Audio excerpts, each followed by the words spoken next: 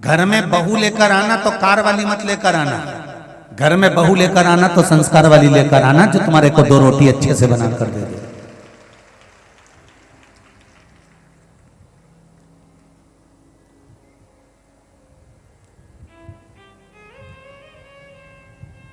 Car वाली TV,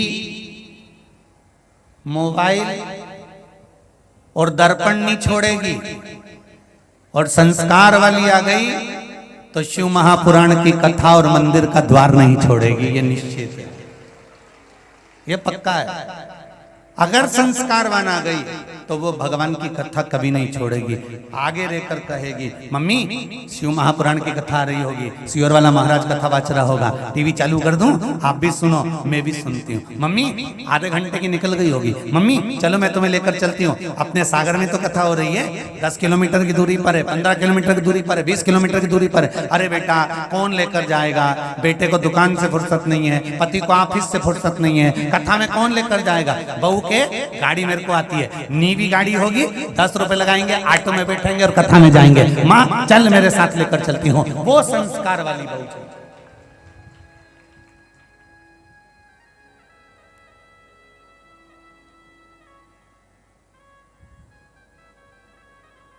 वो संस्कारवान बहू चाहिए।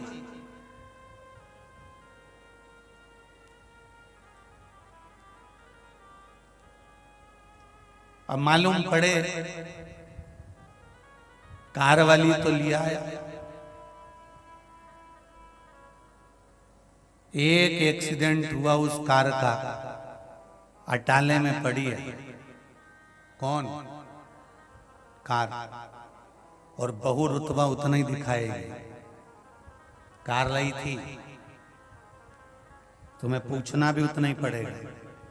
भगवान से प्रार्थना करना कि प्रभु इतनी कृपा जरूर करना, मेरे विश्वनाथ, मेरे भोलेनाथ, मेरे त्रिकालदर्शी, मेरे कैलाशी, मेरे अविनाशी, इतनी दया जरूर करना कि ऐसी कृपा करना मैं मेरे बेटे की जब शादी करूं तो मुझे लड़की वालों से कोई धन ना लेना पड़े, मैं खुद आगे रहकर उस बेटी की भी शादी का खर्चा खुद कर दूं, ऐसा बनाना।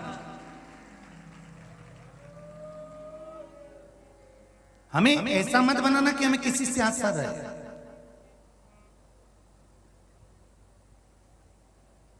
हैदराबाद की कथा में कहा था विश्वास सब पर करो, तुम्हारे कुटुंब पर, तुम्हारे कबीले पर, तुम्हारे रिश्तेदारों पर, तुम्हारे नातेदारों पर, तुम्हारे परिवार वालों पर विश्वास सब पर करो। और शिव महापुराण की कथा कहती है भरोसा केवल देवाधिदेव महादेव पर करो कि वो मुझे संभाल लेगा। हम विश्वास करने की मना नहीं करते, अगर विश्वास नहीं करोगे, देखो एक सेठ को भी नौकर पे विश्वास करना पड़ता है कि हाँ वो कर रहा होगा, भले वो गलती कर रहा है, तुम जानते हो, सब तुम्हें मालूम है कि तुम्हें ऐसा फिर भी तुम उसको संभाल कर चल रहे हो, उसका कारण है कि विश्वास कर कर चलना पड़ेगा।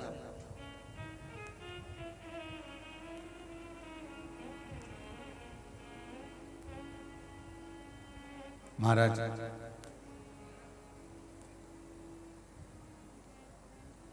संगत का बड़ा फल बनता है। दरवाजे पर कार जितनी शोभा नहीं देती उतना परिवार में संस्कार शोभा देता है।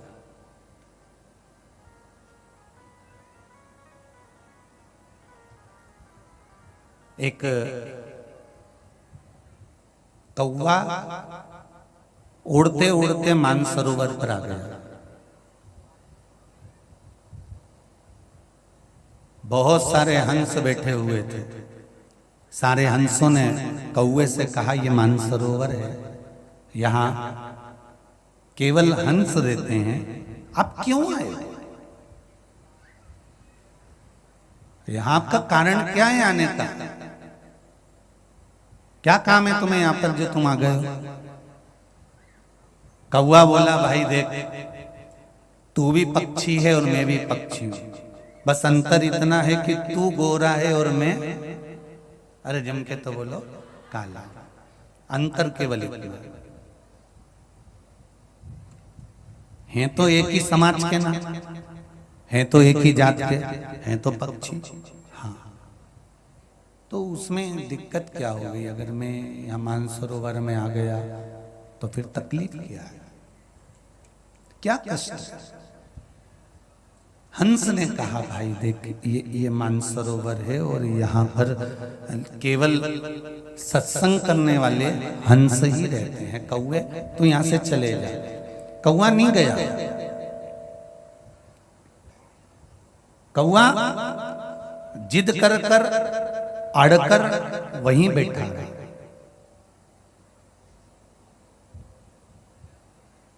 कौवा गया ही नहीं। एक हंस की कौवे से दोस्ती हो गई। कौवा वहां रहने लगा। 4-6 दिन निकले।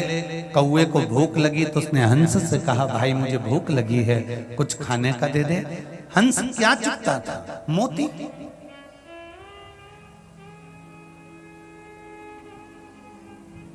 हंस मोती चुगता था, इसलिए कौवे के लिए मोती निकाल कर लाकर कौवे को दिया। ले कौवे इसको खा ले। कौवे ने कहा मैं इसको खाऊंगा तो मेरी चोंच टूट जाएगी, मैं मोती नहीं खा सकता, मैं मोती को नहीं निगल सकता, ये मोती मेरे काम का नहीं है।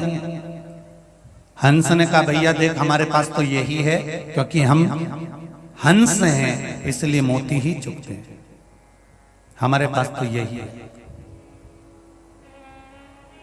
अगर तुझे खाना हो तो खा, नहीं तो भूखा रहे।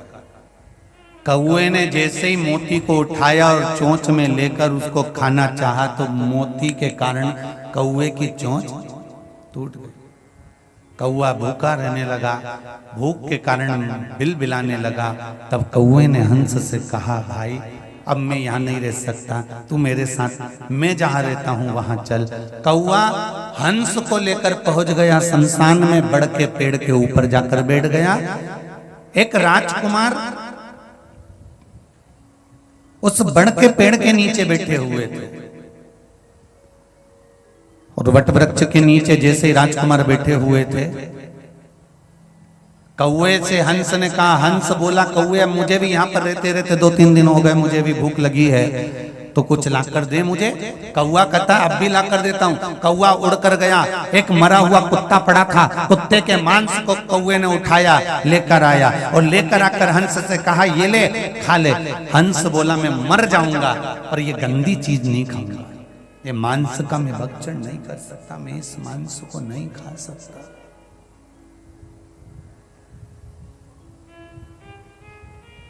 मैं भले मर जाऊं पर ये मैं मांस का भक्षण नहीं करूंगा। हम तो यही खाते हैं। कौवा बोला तुम भी खाओ। नहीं नहीं नहीं, दोनों की बात चल रही थी। बात करने में मांस का टुकड़ा राजकुमार पर गिर गया। राजकुमार को क्रोध आया, उसने बाण साधा और जो तीर छोड़ा, छोड़ते से कौवा तो भाग गया, हंस को वो बाण लग गया, हंस जमीन पर गिर गया। राजकुमार हाथ जोड़कर बोले हंस देव मैंने तो बाण कौवे को मारा था, आपको लग गया, मैं क्षमा चाहता हूं। हंस ने राजकुमार से कहा गलती तुम्हारी नहीं है, गलती तो मेरी है कि मैंने दोस्ती भी करी तो ऐसे से करी कि गलत काम उसने करा और गलत काम कर कर वो तो भाग गया और जेल में मुझे धार कर पटक गया। बाण मुझे लगा, तीर मुझे लगा और वो गलत काम कर कर भाग गया। संगत कैसे बैठना है?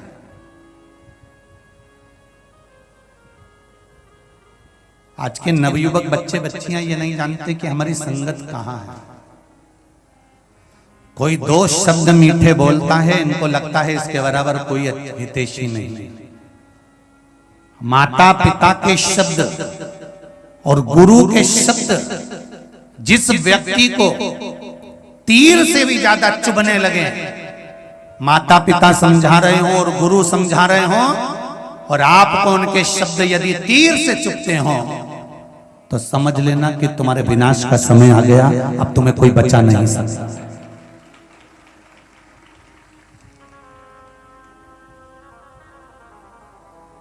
जिस बेटे बेटियों को चाहे राज सत्ताधारी हो, चाहे संसार का कोई भी मनुष्य हो,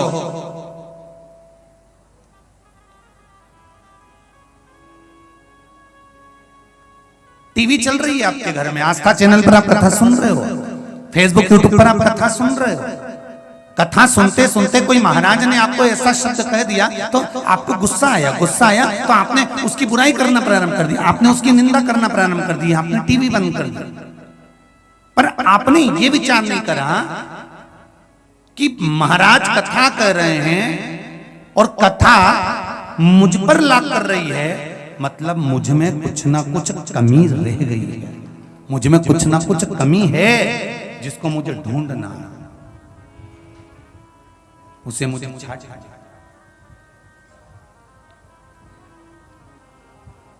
बहुत ध्यान दीजिएगा महाराज। ओम शिव महापुराण की कथा केसरवानी परिवार सागर में करवा रहा है और उस कथा को जरा ध्यान से सुनना तो जिंदगी संवर जाएगी आपकी। बेटे और बेटियां सबसे ज्यादा अगर शिव महापुराण की कथा अगर आज सुन रहे हैं तो घर की बहुएं, घर के बेटे, घर की बेटियां और छोटे बच्चे इस शिव महापुराण की कथा को सुन रहे हैं। और इसका मुझे बहुत आनंद का विषय है कि नवयुवक टीम आज शिव जी की कथा से जुड़ी हुई है।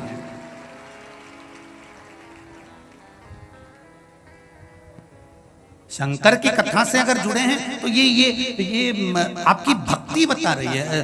कल एक टेंट लगा था, दूसरा लगवाया, दूसरे के बाद तीसरा लगवाया, तीसरे के बाद उधर वो चौथा खिंचवा दिया और उस चौथे टेंट को खिंचवाने के बाद भी आपकी अविरल भक्ति शिव जी में लगी है तो इससे विश्वास जागता है कि मेरा सनातन धर्म अब अग्रणी होता चला जा रहा है, आगे बढ़ता चला जा रहा है। ये आपकी भक्ति है।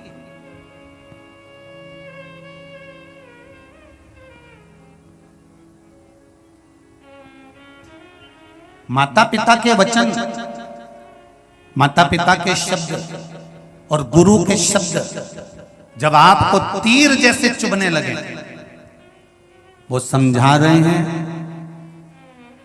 आप उनको बुरा समझ रहे हो, वो आपको समझाने का प्रयास कर रहे हैं, आप उनको अपशब्द कह रहे हो। अरे मम्मी तुम समझती नहीं हो, अरे पापा आपको मालूम नहीं है, गुरुजी आप जानते नहीं हो, आप तो अपने आश्रम में रहते हो, अपनी जगह पर रहते हो, कमरे से बाहर नहीं निकलते, जमाना कैसा है आपको क्या मालूम।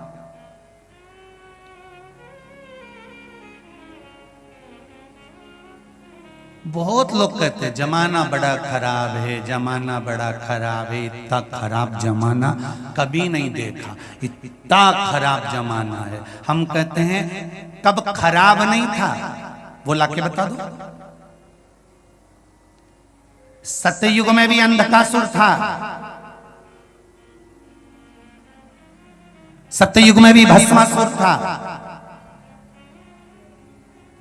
सत्ययुग में भी तारकासुर था।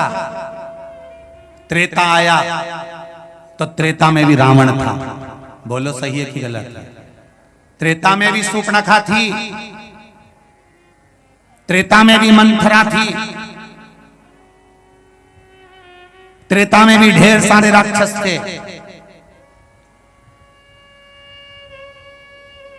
ताड़का थी, त्रेता में भी थी।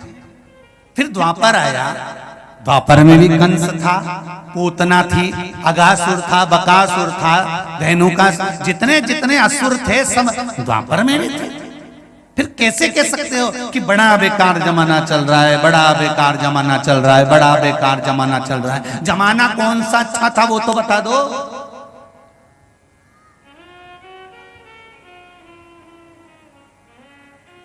रावण था तो मेरे राम भी थे, कंस था तो मेरे कृष्ण भी थे, और आज के समय में अगर जमाना बेकार है तो मेरा शंकर आज भी विद्यमान है। अच्छा तो देखो,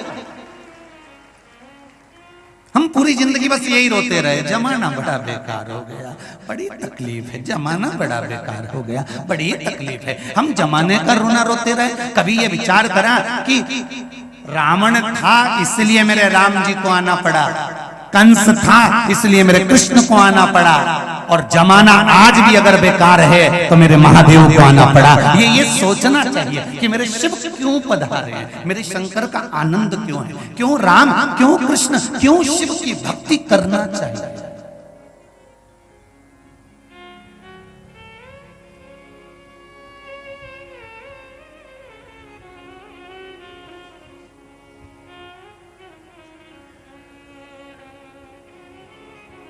क्यों शिव की भक्ति, क्यों राम की भक्ति, क्यों कृष्ण की भक्ति। अच्छी संगत में बैठो, अच्छा फल मिलेगा जरूर।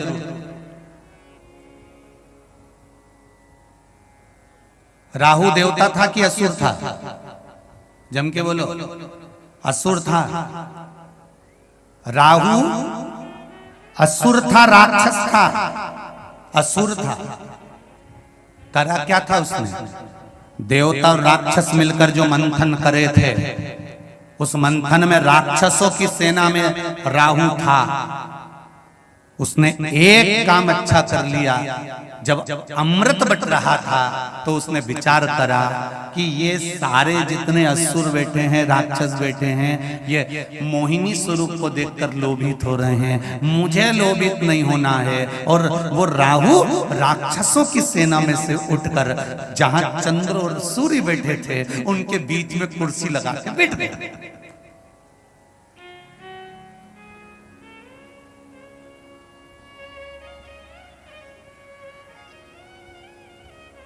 राहु असुर राक्षस जहां चंद्र सूर्य बैठे उनके बीच में जाकर कुर्सी लगाकर बैठ गए और अमृत बटने लगा। और बटते बटते अमृत राहु को भी मिल गया। मिलते से ही चंद्र और सूर्य ने जैसे राहु ने पिया तो कह दिया ये तो असुर है, ये राक्षस है, और भगवान ने उसका गला काट दिया। संगत का फल क्या मिला कि अमृत पीने को मिल गया। और वो राक्षस राहु, असुर राहु अमृत पीने के कारण, देवताओं के साथ बैठने के कारण 9 ग्रह देवता की गिनती में आ गया। और आज भी लोग उसे राहु के नाम से पूजने लगे। ये राहु है, ये केतु है, 9 ग्रह देव बन गया। वो केवल देवताओं के साथ कुर्सी लगाकर बैठा था, इसलिए 9 ग्रह देवताओं में उसकी पूजन होने लगी। बोलो होती है कि नहीं होती पूजन? चंद्र की पूजन होगी, बुद्ध की पूजन होगी, मंगल की पूजन होगी, शनि की पूजन होगी, बृहस्पति की पूजन होगी, शुक्र की पूजन होगी, तो राहु और केतु की भी पूजन होती है। केवल देवताओं के साथ जाकर बैठा इसलिए देव बन गया। आपसे भी निवेदन है, मेरे नवयुवक बेटे और बेटियों से निवेदन है, प्रयास करना, अगर बैठना तो कहीं अच्छी जगह बैठना, तो तुम्हारी भी गिनती डॉक्टर, कलेक्टर और एसपी में जरूर होगी, ये निश्चित है। मेरे बेटे और बेटियों से निवेदन है, नवयुवक बच्चों से निवेदन है, विद्या अध्ययन करने वाले बच्चों से निवेदन है कि 2 शब्द अपनी जिंदगी में उतार कर रखना। एक शब्द ये कि जिस समय पर तुम्हारे माता पिता के शब्द और गुरु के शब्द तुमको तीर जैसे चुभने लगे, समझ लेना कि तुम्हारे विनाश का समय निश्चित हो गया। अगर माता पिता की वाणी तुम्हें बुरी लग रही है, सास ससुर की वाणी तुम्हें बुरी लग रही है, माता पिता के शब्द तुम्हें बुरे लग रहे हैं, और गुरु जिसके पास में तुम जाते हो और गुरु तुमको ज्ञान की बात देता है, अगर गुरु के शब्द बुरे लग रहे हैं तो समझ लेना कि तुम्हारा विनाश का समय आ गया। तुम्हें कोई नहीं बचा सकता, तुम्हारा नाश निश्चित हो गया।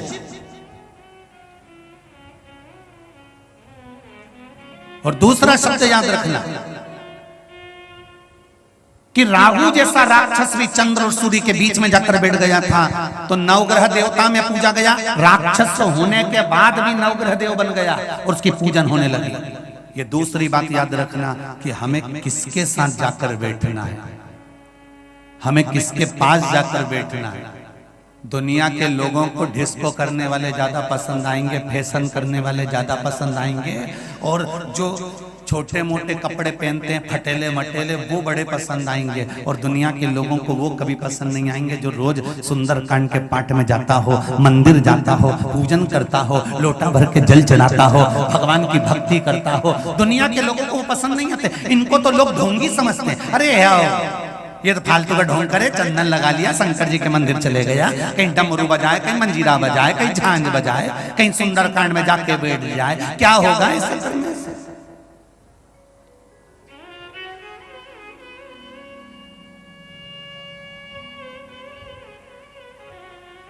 क्या होगा शिव जी को जल चढ़ाने से? क्या होगा शंकर भगवान को एक लोटा पानी चढ़ाने से? क्या होगा शंकर भगवान को बेलपत्र चढ़ाने से? क्या होगा शिव जी की स्तुति करने से? क्या होगा सुंदरकांड का पाठ करने से?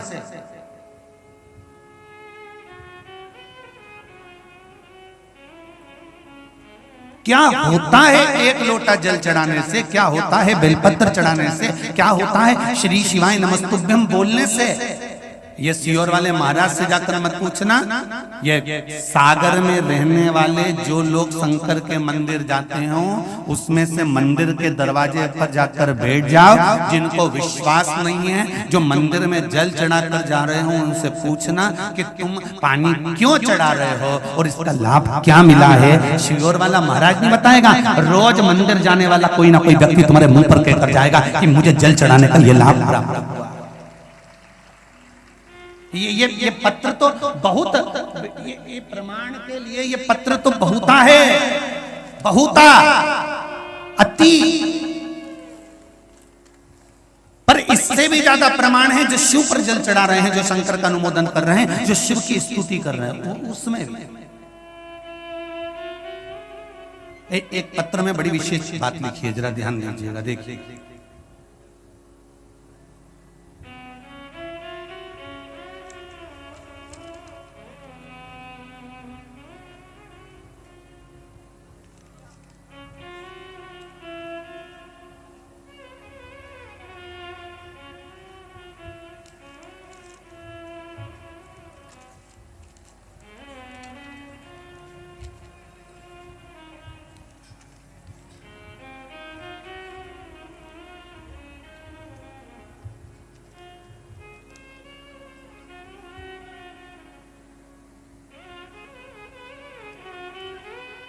गायत्री चतुर्भुज तिवारी, केला माता मंदिर, तिलीवाड़, सागर। कहीं बैठे हो तो हाथ हिलाइए। अच्छा पीछे हैं क्या? श्री शिवाय नमस्तुभ्यम, दोनों हाथ हिला दो दीदी। हर हर महादेव। आपने लिखा है महाराज जी में गायत्री चतुर्भुज तिवारी, केला माता मंदिर, तिलीवाड़, सागर से आई हूँ। मेरे नंदोई श्री दामोदर प्रसाद तिवारी दम्मू महाराज, जो कि 95 वर्ष के हैं। कितने वर्ष के हैं? ये पत्र में उन्होंने स्केच पेन से शाही से निशान भी बनाया है, जो 95 वर्ष के हैं। उनको 50 वर्ष से हर्निया की बीमारी थी। कितने साल से थी? ध्यान से सुनना, एक लोटा पानी का क्या फल होता है। 50 वर्ष से हर्निया की बीमारी थी। और एक बात और समझ लीजिए, सागर में हम पहली बार शिव महापुराण की कथा करने के लिए आए हैं। कभी सागर को हम क्रॉस कर कर इधर गए भी नहीं, ना तो हम आपको जानते हैं ना आप हमको जानते हैं। केवल टीवी के माध्यम से कोई उपाय करा और उसका जो फल मिला है ये पत्र निश्चित कर रहा है। 50 वर्ष से हर्निया की बीमारी थी, परंतु ऑपरेशन नहीं कराया था। दिनांक 27/5/2022 को अचानक रात में पेट में बाथरूम में बहुत दर्द हुआ। डॉक्टर को दिखाया तो डॉक्टर ने दोनों तरफ हर्निया का ऑपरेशन एवं बाथरूम का ऑपरेशन करने का बताया। डॉक्टर ने 3 ऑपरेशन करवाना बताया। कहा जल्दी से जल्दी ऑपरेशन कराना होगा। 31/5/2022 को उनको मेडिकल कॉलेज सागर में ऑपरेशन के लिए भर्ती कर दिया और उनकी बहू शिवजी को जल चढ़ाकर उनका जल उनको देती रही। दांत नहीं होने के कारण बेलपत्र नहीं दे सके। 4-5 दिन तक जल पीने के बाद उनकी समस्या ठीक हो गई। 6 जून 2022 को उनका ऑपरेशन होना था, तो 2 जून से मेडिकल कॉलेज की ओटीपी से बंद कर दिया गया और वहां कहने लगे मुझे कोई समस्या नहीं है।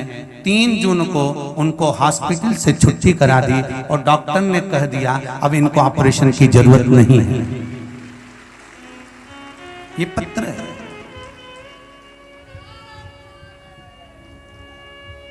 95 वर्ष की उम्र, बैठो दीदी बैठो, श्री शिवाय नमस्ते। 95 वर्ष की उम्र और 50 साल से हर्निया। अब कौन सा सीवर वाला महाराज इनको बबूती देने आया था कि कोई बेल बांध गया?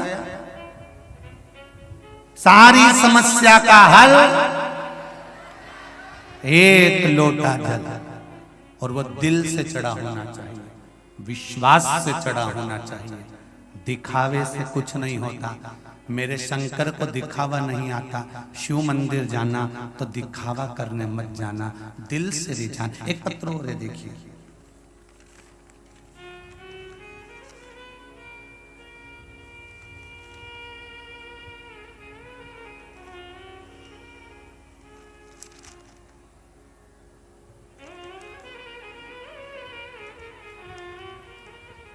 मेरा नाम मोनिका मिश्रा है। मैं पंडित दीनदयाल नगर, मकरोनिया सागर, मध्य प्रदेश से हूँ। मेरी माँ के लिए वर्णन करना चाहूंगी। कहीं बैठी हो तो हाथ हिलाइएगा। मोनिका मिश्रा, पंडित दीनदयाल नगर, मकरोनिया सागर। बैठी हैं कहीं? अच्छा आती हैं। हर हर महादेव। एक गठान हो गई थी मेरी माता को। डॉक्टर को 4 दिसंबर 2021 को दिखाया। डॉक्टर ने ऑपरेशन का कह दिया था। गुरुजी, आपने बताया था कि कुंदकेश्वर महादेव का उपाय करना। मेरी माँ ने कुंदकेश्वर महादेव के नाम से शिवजी को जल चढ़ाकर फिर श्री कुंदकेश्वर महादेव के नाम से जल का पान किया, और उसका वर्णन ये हुआ कि जो गठान हो गई थी वो गठान 3 दिन के अंदर पूरी फूट गई, गल गई। अब मेरी माता के शरीर में गांठ नहीं है। डॉक्टर को दिखाया तो कहते हैं गांठ निकल चुकी है, ऑपरेशन नहीं करवाना पड़ेगा। बैठो आप। श्री शिवाय नमस्ते। शिव कृपा किसको कहते हैं?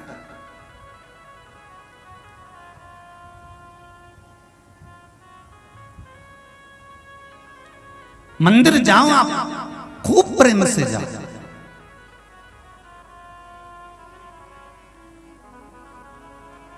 बाकी की जगह पर जाओ ना तो भले दिखावा कर लेना, पर मेरे शंकर के दरवाजे पर जाना तो दिखावा मत करना। दिखावे की जरूरत नहीं है। शिव महापुराण में शंकर के मंदिर में दिखावे की जरूरत नहीं है।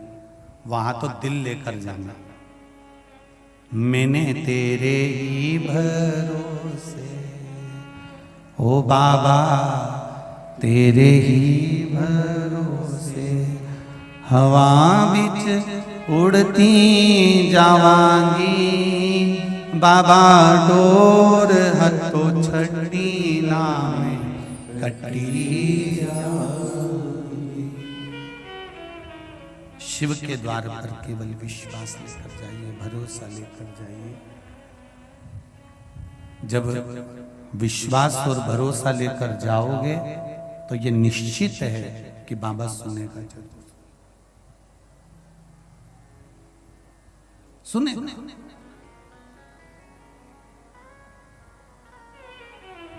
जितने भी इस शिव महापुराण कथा को पंडाल में बैठकर सुन रहे हो, चाहे आस्था चैनल पर सुन रहे हो, चाहे फेसबुक यूट्यूब पर सुन रहे हो, एक बार दिल से बाबा से कहकर इस कथा का रसतत्व ग्रहण करो। दिल से कहकर बाबा से विनती करो कि बाबा मैंने बहुत सुना है कि शिव महापुराण की कथा सुनो तो कार्य सफल होता है। बस मेरे मन का मनोरथ ये है, इसको पूर्ण करना। उससे कहो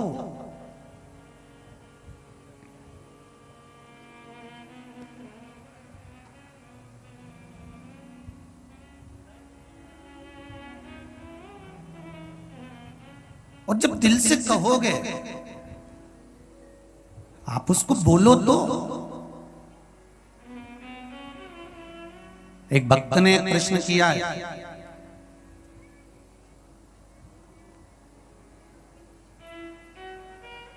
कि हमारे गुरुजी कहते हैं, एक भक्त कह रहा है व्हाट्सएप पर, ऑफिस में मैसेज गया होगा, तो वहां से आशीष जी के पास में पत्र आया, तो उसमें उस मैसेज में लिखा है कि हमने जिन गुरुजी से गुरु दीक्षा ली है, गुरु मंत्र लिया है, वो गुरुजी कहते हैं कि भगवान से कभी कुछ नहीं मांगना चाहिए।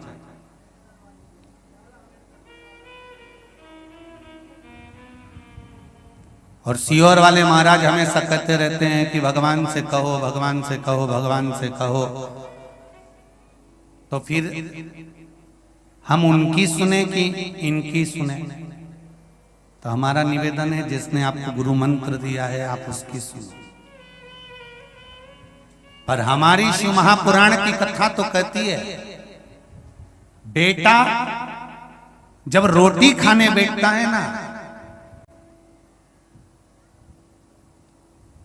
और मां अंदर काम कर रही होती है, और बेटा जब रोटी खाने बैठता है, और रोटी खाते खाते बेटा आवाज लगा कर कहता है, मम्मी, मां आई, आज दाल अच्छी बनी है, एक रोटी और लाओ मां, आज अमरस अच्छा बनाया है, लौंजी अच्छी बनी है, एक रोटी और लाना मां। मां दौड़ कर रोटी लाकर देती है। मां बेटे की थाली में 4 रोटी एक साथ कभी नहीं रखती। पत्नी में और मां में जमीन और आसमान का अंतर होता है। पत्नी पति की थाली में पहले ही 2 रोटी रख देती है, पर मां अपने बेटे की थाली में कभी 2 रोटी नहीं रखती, वो एक ही रखती है। क्यों? क्योंकि बेटा मुझे पुकारे और कहे मां एक रोटी और लाना, तो मां का चेहरा प्रसन्न हो जाता है और रोटी परोसने के लिए भाग जाती है। पत्नी पति की थाली में 2 रोटी रख रही है क्योंकि बार बार देने जाना पड़ेगा। इतनी देर मेरा व्हाट्सएप छूट जाएगा। और मां बेटे की थाली में 1 रोटी रखती है कि बेटा बार बार मुझे पुकारे, बार बार मुझे बुलाए, और बेटा मुझे बार बार बुलाएगा, बेटा मुझे बार बार पुकारेगा, तो माँ खुश होकर उसको दाल देने जाएगी, उसको रोटी देने जाएगी। बेटा खुश होकर माँ को पुकारेगा, माँ दौड़ कर आएगी और भोजन देने का प्रयास करेगी। वो माँ होती है। बस उसी तरह शिव महापुराण की कथा कहती है, जैसे एक माँ का नाम लेकर बेटा बार बार पुकारता है और माँ उसको बार बार देती है, उसी तरह जब संसार में जन्म लेने वाला मनुष्य मेरे देव अधिदेव महादेव को पुकारता है, तो महादेव भी बार बार आकर देकर प्रसन्न होता है। वो मेरा शिव है, वो मेरा शंकर है।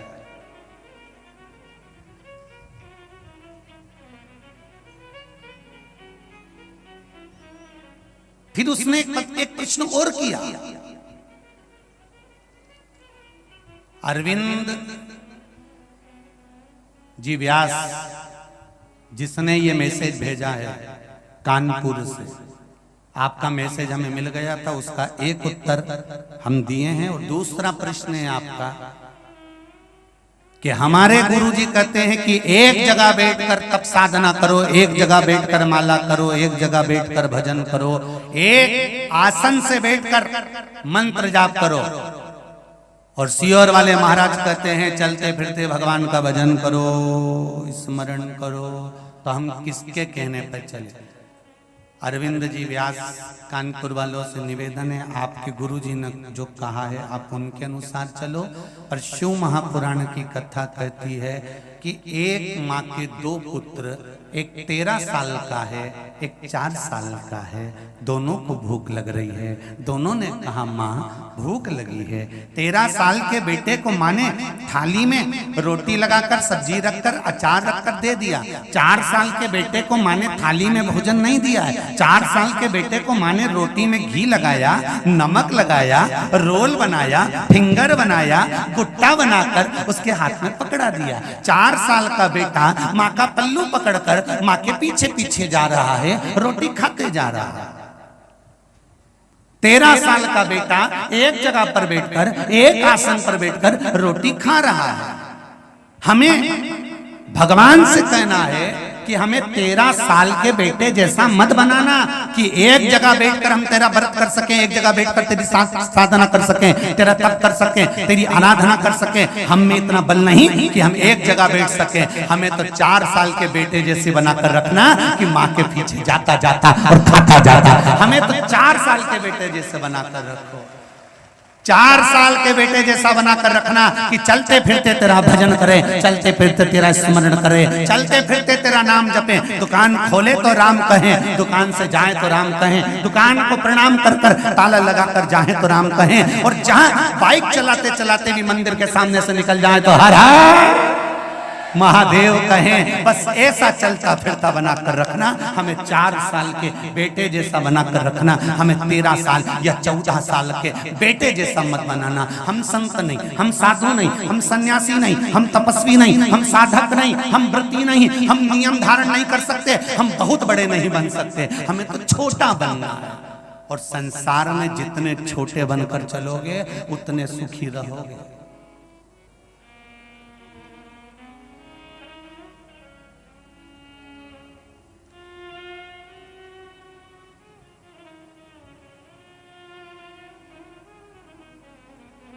जो ज्यादा बड़ा बन जाता है वो ज्यादा कमाता है।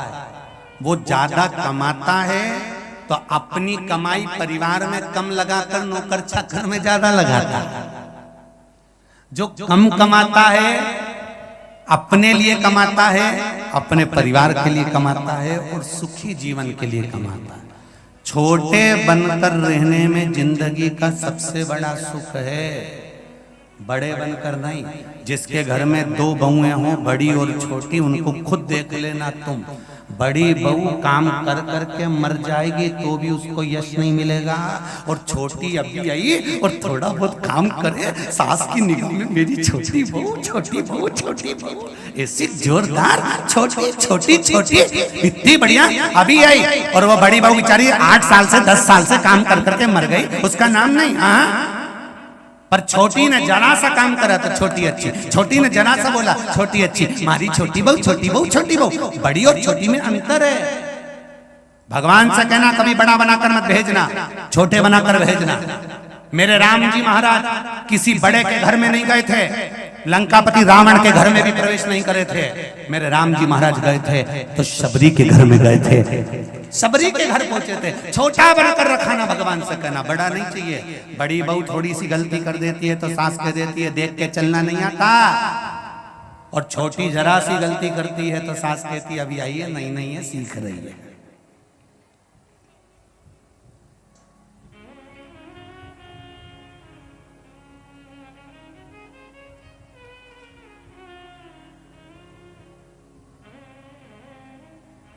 छोटे बनकर। तो जिन्होंने प्रश्न किया वो अच्छे से सुन लेना। शिव महापुराण की कथा कहती है चलते फिरते भजन करिए, नाम जाप करिए, स्मरण करिए, कीर्तन करिए, मंत्र जाप करिए। चलते फिरते श्री शिवाय नमस्तुभ्यम जपिए, श्री शिवाय नमस्तुभ्यम, या पंचाक्षर नमः शिवाय या षडाक्षर ओम नमः शिवाय जपिए। दिल से जपिए और दिल से पुकारो, दिल से पुकारो।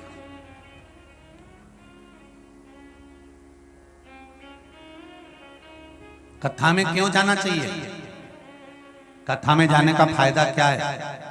तो कहा शिव महापुराण में जाकर बैठने का एक फायदा है, या कोई आस्था पर कथा सुन रहा हो या फेसबुक पर कथा सुन रहा हो। हमने कई बार कथा वाचते वाचते बीच में भी कहा कि आपके घर में टीवी चल रही हो और शिव महापुराण की कथा चल रही हो तो वॉल्यूम की आवाज थोड़ी तेज कर लिया करो, घर के लोग भले सो रहे हों पर तुम्हारी टीवी की आवाज, कथा की आवाज किसी जाते और आते व्यक्ति के भी कान में पड़ जाएगी तो उसकी भी जिंदगी संवर जाएगी। थोड़ी सी वॉल्यूम बढ़ा लिया करो। और घर की बहुएं, घर के बच्चे कहेंगे मम्मी बहरी हो गई क्या, इतनी तेज चला रही है? अरे बेटा सुनाई नहीं दे मारे करूं। एक प्रसंग आता है, एक व्यक्ति कथा में सबसे आगे आके बैठ जाता था और खूब मुस्कुराता था, खूब प्रेम से, और यूं भी करता था। फिर जो कथा करने वाले महाराज जी थे वो उसको देख के बड़ी प्रसन्न होके कथा बाचे जा रहे, बाचे जा रहे, बाचे जा रहे, बाचे जा रहे। 5 बजे कथा छूटने वाली थी, 5:30 बजे वो तो बाचे जा रहे, कथा कथा खूब प्रेम से बाचे।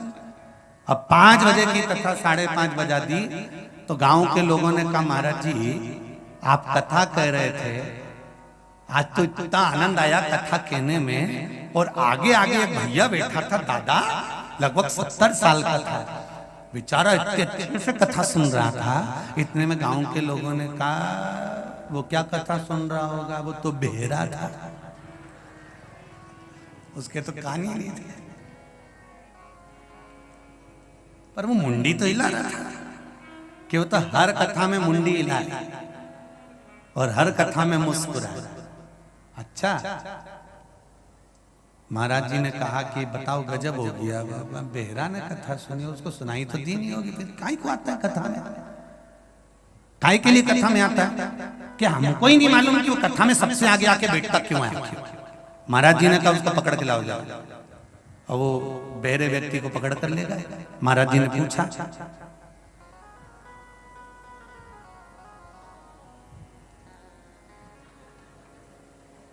अब बोले भी तो कोई फर्क तो पड़े।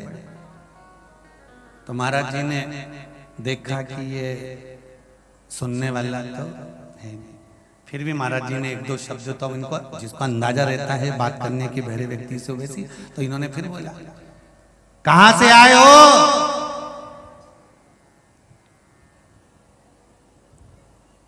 महाराज मुस्कुरा, कहां से आए हो? अब जो उन्होंने फिर मुस्कुरा, महाराज जी को लगा ये बोल नहीं पा रहा, तो महाराज जी ने लिख कर दिया कि आप कहां से आए हो? मैं गांव में रहता हूँ, मंदिर के पास में पीपल का पेड़, उनके पास में महाराज झोपड़ा, वहां से। तो तुम्हारे को सुनाई तो देता नहीं है, पंडित जी ने लिखा, फिर कथा में क्यों आती हो? गांव के व्यक्ति ने जो जवाब दिया है उसने कहा मैं कथा सुनने मेरे लिए नहीं आता क्योंकि मुझे तो सुनाई देता नहीं है, मैं तो मेरे बेटों के लिए कथा सुनने आता हूं। महाराज जी ने फिर पूछा तुम्हारे बेटे कथा में बैठते हैं? नहीं। फिर किसके लिए सुनते हो? बेटों के लिए। क्यों? मेरे बेटों को फुर्सत नहीं दुकान से, मुझे देता नहीं सुनाई, मेरे बेटों को मैंने कहकर रखा है जहां भी कथा हो मुझे ले जाकर बिठाने जाओ और एक बेटा लेने जाओ। कम से कम मेरे बेटे कथा नहीं भी सुनते तो कम से कम कथा के दरवाजे तक पहुंच तो जाते हैं, बस उतना ही मुझे फल मिलता। तेरे मंदिर में आना मेरा काम है और मेरी बिगड़ी बनाना तेरा काम है, तेरे द्वार पर मैं आ तो गया, दर्शन दिखाना तेरा काम है। वो बहरा व्यक्ति कहता है एक बेटा मुझे छोड़ने आता है और एक बेटा मुझे लेने आता है। मैं परमात्मा से कहता हूं कि मैंने मेरे बेटों को शिव महापुराण का दरवाजा दिखा दिया, तो आप भी मेरे बेटे को बैकुंठ का रास्ता जरूर दिखाना, इतनी सी विनती है। बैकुंठ का मार्ग जरूर मिले। सुन लो सागर वालों और सागर की जिज्जियों,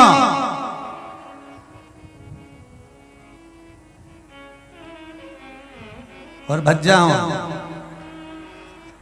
अच्छे से। भले टीवी पर कथा सुन रहे हो और सागर में सुन रहे हो और सागर में कथा हो रही हो तो अपने बच्चों से कहना दुकान धंधा पानी बाद में हो जाएगा, जो कमाया सब यहीं छोड़कर जाना है। एक बार मुझे शिव महापुराण के पंडाल तक ले जा, अगर दिन में समय नहीं मिले तो शाम तक ले जा, रात तक ले जा। महाराज भले चला गया होगा पर शिव पुराण तो वहीं पर है, मुझे उसका दर्शन।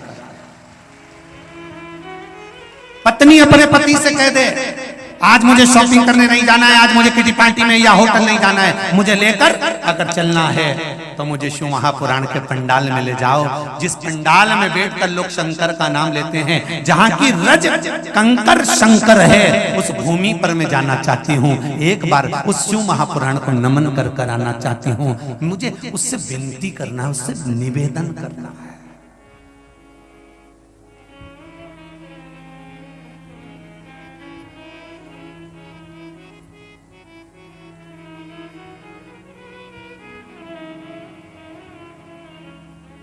भोलेनाथ से निराला यहाँ कोई नहीं, भोलेनाथ से निराला यहाँ कोई नहीं, शंभुनाथ से निराला यहाँ कोई नहीं, शंभुनाथ से निराला यहाँ कोई नहीं, कोई नहीं रे यहाँ कोई नहीं, कोई नहीं रे यहाँ कोई नहीं, हाँ कोई नहीं रे यहाँ कोई नहीं, कोई नहीं रे यहाँ कोई नहीं, मेरे बाबा से निराला यहाँ कोई नहीं, मेरे बाबा से निराला कोई नहीं, भोलेनाथ से निराला यहाँ कोई नहीं, भोलेनाथ से निराला यहाँ कोई नहीं।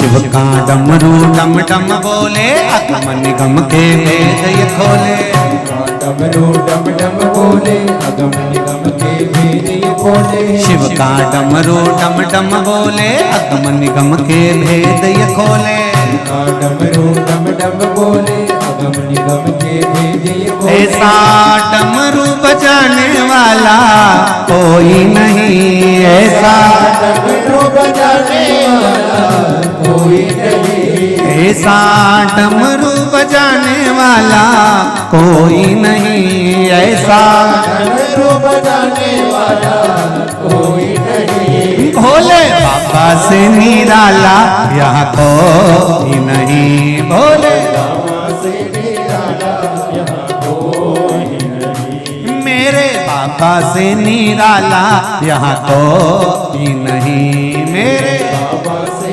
निराला यहाँ कोई नहीं। नंबर के पंडाल वाले दोनों हाथों से बड़े प्रेम से जय हो। और तीसरे नंबर के पंडाल वाले भी दोनों हाथों से। शंकर भगवान की जय हो।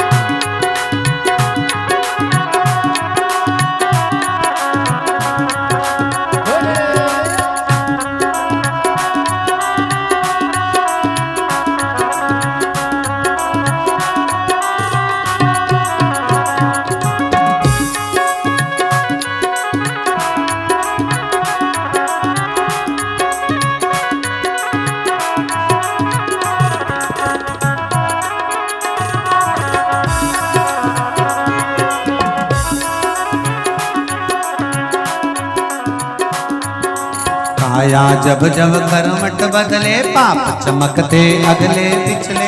आया जब जब करवट बदले पाप चमकते अगले पिछले। काया जब जब करवट बदले पाप चमकते अगले पिछले। आया जब जब करवट बदले पाप चमकते अगले पिछले। ऐसा जोग जगाने वाला कोई नहीं, ऐसा जोग जगाने वाला कोई नहीं, ऐसा जोग जगाने वाला कोई नहीं, ऐसा जोग जगाने वाला कोई नहीं। भोले बाबा से निराला यहाँ कोई नहीं, भोले बाबा से निराला यहाँ कोई नहीं। मेरे बाबा से निराला यहाँ कोई नहीं, मेरे बाबा से निराला यहाँ कोई नहीं।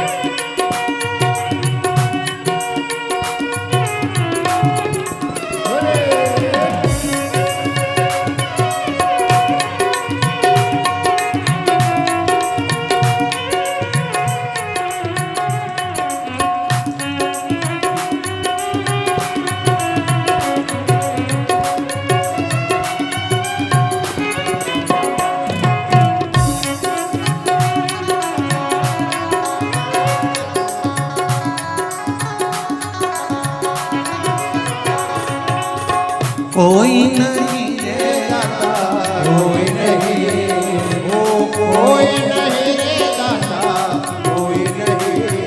भोलेनाथ से निराला यहाँ कोई नहीं, भोलेनाथ से निराला यहाँ कोई नहीं। तुमने जग का कष्ट मिटाया, तुमने जग का कष्ट मिटाया। बाबा तुमने क्यों हर्षाया, बाबा तुमने क्यों हर्षाया। तुमने जग का कष्ट मिटाया, तुमने जग का कष्ट मिटाया।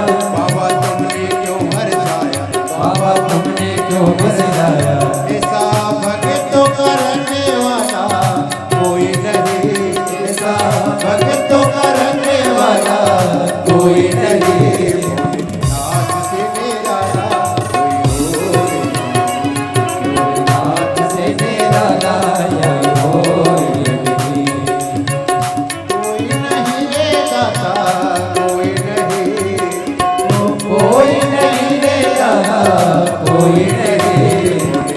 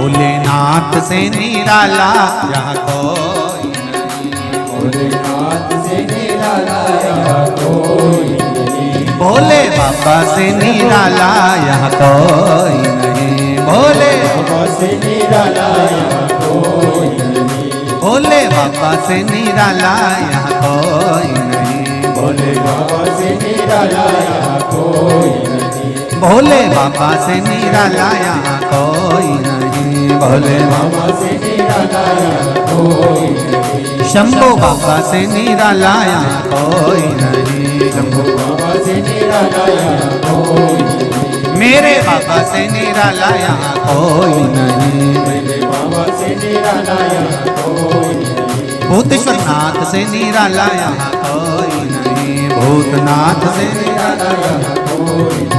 आर महादेव है।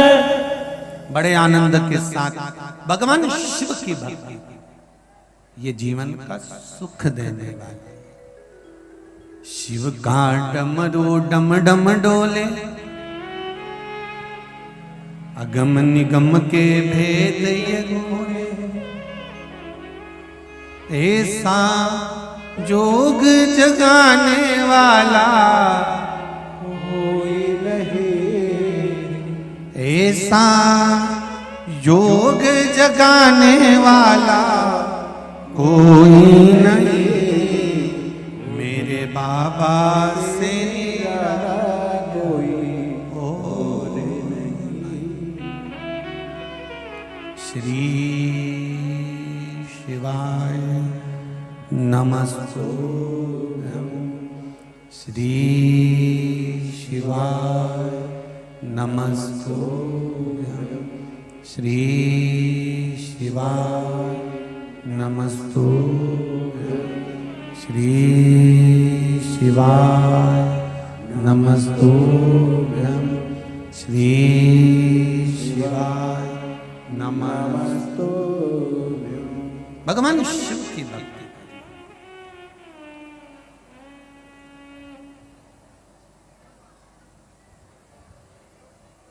माता पार्वती जी का एक नाम है अर्पणा। क्या नाम है? अर्पणा। अर्पणा का मतलब क्या होता है? जब दक्ष प्रजापति के यहाँ पर कई कन्याओं का जन्म हुआ और कन्या के जन्म के बाद भी दक्ष प्रजापति ने एक कन्या और मांगी मां देवी से, और देवी ने एक कन्या जब मांगी तब मां अम्बे ने कहा मैं स्वयं तुम्हारे घर में पुत्री बनकर आऊंगी। सती का जन्म हुआ।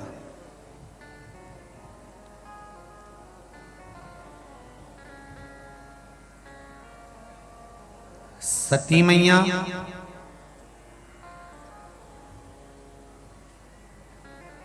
16 श्रृंगार जो तुमने अपने तन पर, अपने शरीर पर सुहाग की जितनी वस्तुएं धारण करी है, चाहे बिंदी लगाई हो, नथनी पहनी हो, कुंडल पहना हो, मंगलसूत्र पहना हो, सबकी डिजाइन अलग अलग होती है।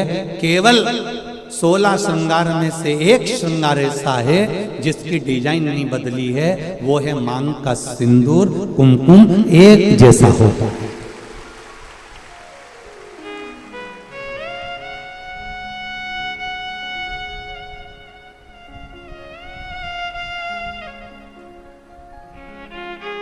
बोलो सही है कि गलत है?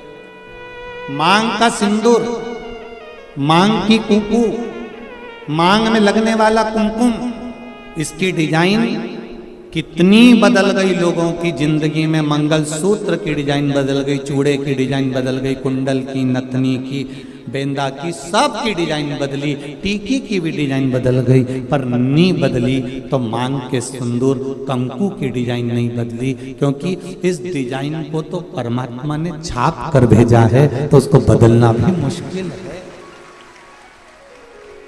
वो नहीं बदल सकता।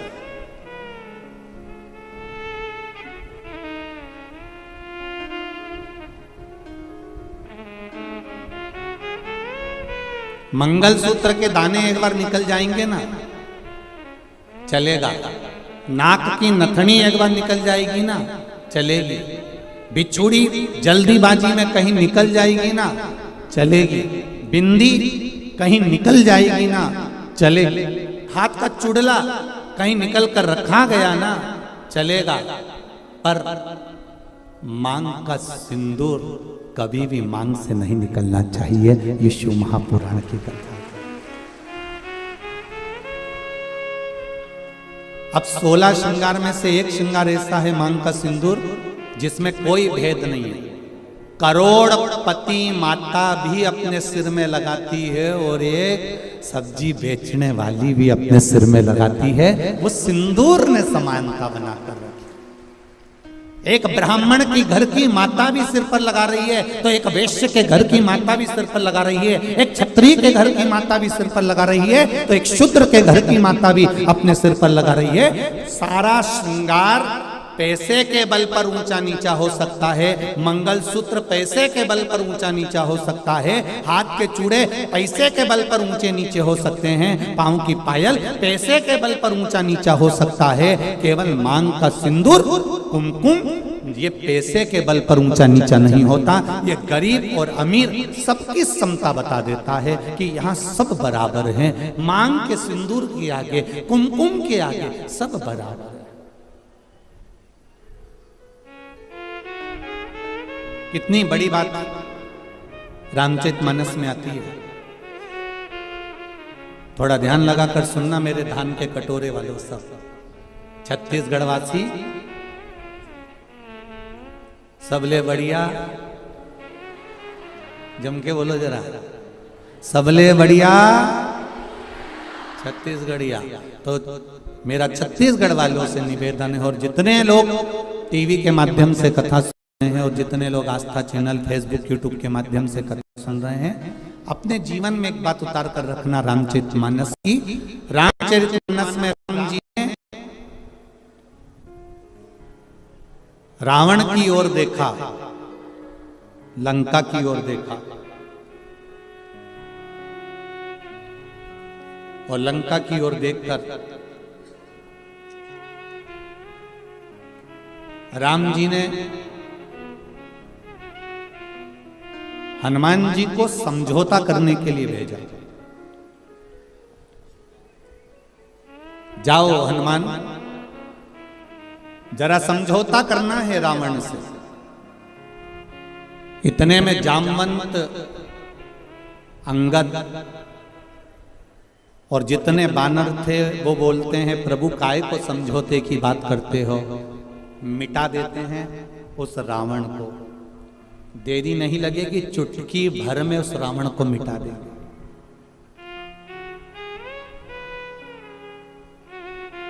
चुटकी भर में रावण को मिटा देंगे। राम जी ने कहा, रावण को मिटाना सरल है, पर मंदोदरी के मांग के सिंदूर को मिटाना कठिन है। जरा ध्यान दीजिए, रावण को मिटाना सरल है, पर जो ये मंदोदरी ने मांग में सिंदूर धारण कर कर रखा है, जो मंदोदरी अपनी मांग में सिंदूर धारण कर कर रखी है, जो मंदोदरी अपनी मांग में कुंकू धारण कर कर रखी है, जो मंदोदरी अपनी मांग में कुमकुम रखी हुई है, इसका सौभाग्य इसके सामने है। और इसका जो भजन है, इसका जो आनंद है, इसका जो स्मरण है, वो इतना प्रबल है कि उसको मिटाना कठिन है।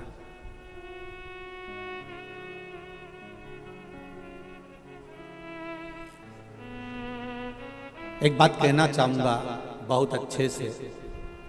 आदरणीय गृह मंत्री जी हमारे यहाँ कथा में श्री ताम्रध्वज साहू जी यहाँ बैठे हुए हैं। आप तो आज आए हैं, पर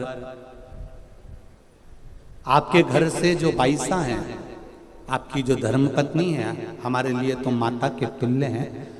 हमने देखा कल भी, परसों भी, 2 दिन से हम लगातार देख रहे हैं। कहीं के दूसरे मंत्री की अगर पत्नी होती ना तो 3 घंटा कथा में नहीं बैठती। पर हमने ये चीज देखी है कि वो 5 दिन की कथा में 2-3 दिन लगातार कथा का रस तत्व ग्रहण कर रहे हैं। हम कहना चाहेंगे संपूर्ण विश्व के सनातनियों को एक बात बताना चाहेंगे कि पति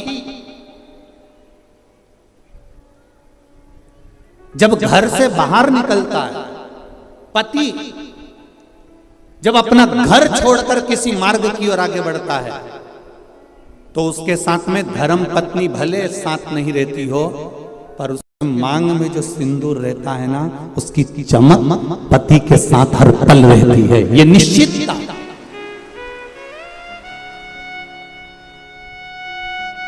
उसकी भक्ति का बल, उसके भजन का बल, उसके स्मरण का बल। अभी अभी आपने तुलसी जी और शालिग्राम की शादी जी करी होगी, बोलो सही है? एकादशी पर अभी तुलसी जी का ब्याह भगवान शालिग्राम जी के साथ लड्डू गोपाल के साथ करा होगा। जरा विचार करना, उस जलंधर को मारने के लिए देवताओं के पसीने छूट गए थे। क्यों? क्योंकि वृंदा के माथे का जो कुमकुम था, वृंदा के माथे का जो सिंदूर था, वो बड़ा प्रबल था, इसलिए जलंधर को मारना कठिन पड़ रहा था।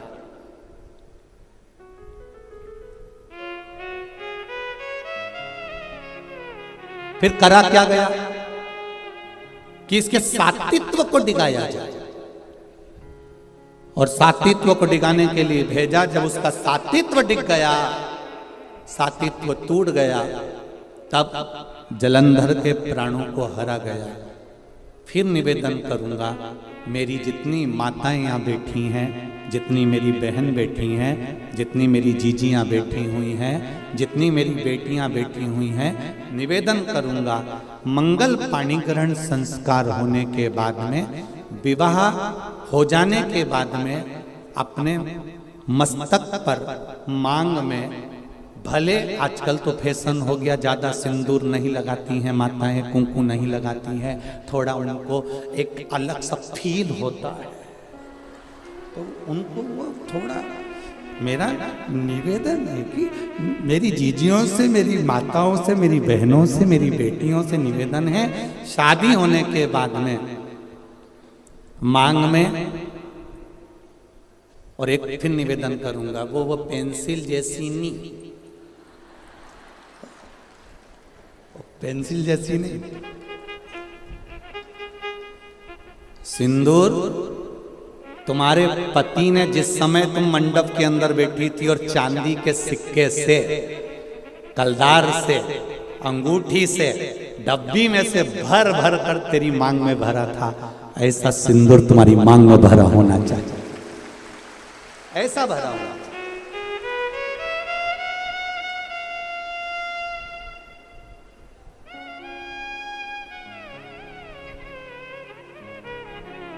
आपके माथे के सिंदूर, आपके मस्तक की कुंकू पर जो कुंकू आपने लगाया है, जो मस्तक पर सिंदूर लगाया है, वो बड़ा, हम सिंदूर और कुंकू का इसलिए बोल रहे हैं, टीकी का इसलिए नहीं बोल रहे हैं, क्योंकि टीकी तो आज के जमाने में तुम ढूंढते रह जाओगे।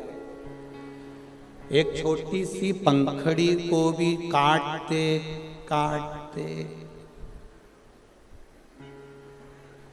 जैसे माथा की जूनी रहे,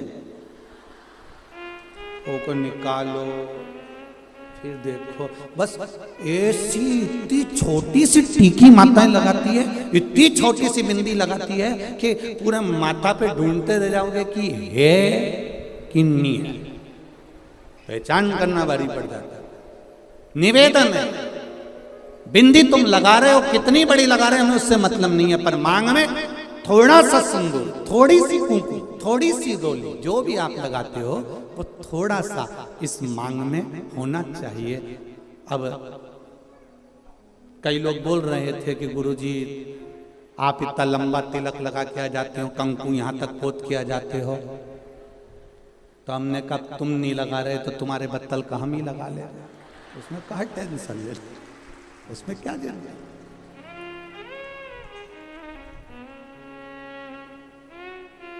एक कथा याद आ जाती है, उस कथा में एक बार हम कथा करने के लिए काला पीपल गए, तो वहाँ कथा करने गए, तो वहाँ पर एक माता बूढ़ी बूढ़ी सी, बहुत 70-80 साल की, और कथा में आगे बैठ गई। और कथा हुई, वो माता का नियम था, डंडा टेक के आती थी और 2 चोटी करके आती थी, एक में लाल रिबिन, एक में पीला रिबिन। 2 रिबिन पहले माता रिबिन बांधती थी, आप लोगों को ध्यान में होगा, ऐसा लाल ऐसा गुत्ता गुत्ता गुत्ती गुत्ती यहाँ तक आती थी। और फिर जो स्कूल जाने वाली छोरियां होती थी, बेटियां, वो यहाँ से लेकर फिर यहाँ चिट्टा मान लेती थी। है? पहले ऐसा चलता था, केला वाली चोटी। अब वो बुजुर्ग जो माता थी वो चोटी करके बैठ जाए। अब वो कथा करते करते करते करते बार बार ध्यान उसकी चोटी पे ही जाए। अब ऐसा होता है, अब कोई विशेष अगर कोई बैठे कोई आए तो उस पर ध्यान तो जाए कि आखिर। अब वो बार बार ध्यान जाए तो हमारा कथा में मन नहीं लगे। अब मन नहीं लगे तो हमने एक प्रश्न कर लिया, माँ आपसे एक बात पूछना है। कहा बोलो गुरुजी। हमने कहा माँ बस इतना सा पूछना है कि सारी माताएं एक चोटी करके आती है, तू 2 चोटी करके क्यों आती है? उसने कहा महाराज जी ये भी कोई पूछने वाली बात है? ये कोई अच्छी बात है तुमने जो पूछा? अभी नहीं बताऊंगी मैं। हमने सोचा डोकरी बहुत तेज है, बहुत तेज। हम कथा कर कर जिनके यहाँ रुके हुए थे अग्रवाल जी के यहाँ पहुंच गए। सुबेरे सुबेरे 6 बजे डोकरी ने आकर, बूढ़ी अम्मा ने आकर वो सटर बजाई। वो सटर बजाई तो हमने आशीष से कहा जरा दरवाजा खोलो। दरवाजा खोला तो डोकरी डंडा लेके खड़ी थी। कहाँ है महाराज?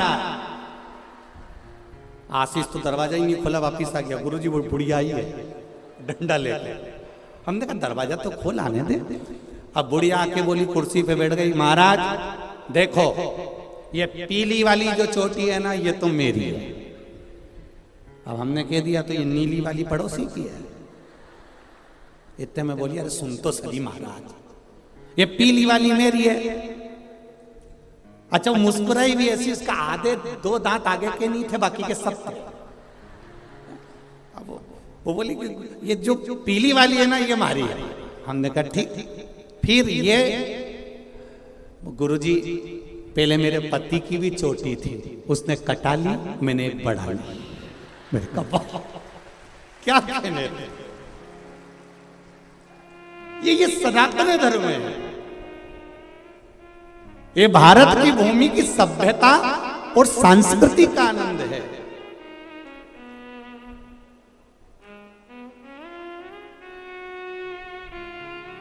ये सुख ही दूसरा है।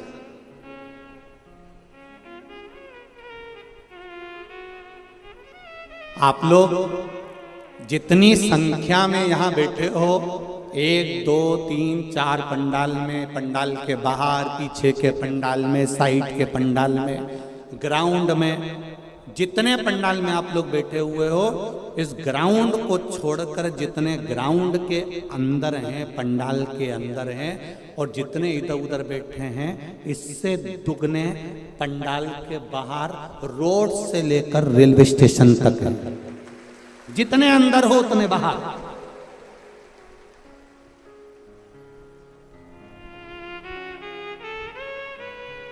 और केवल अविरल भक्ति, केवल आपकी भक्ति, और भक्ति के सिवा कुछ नहीं।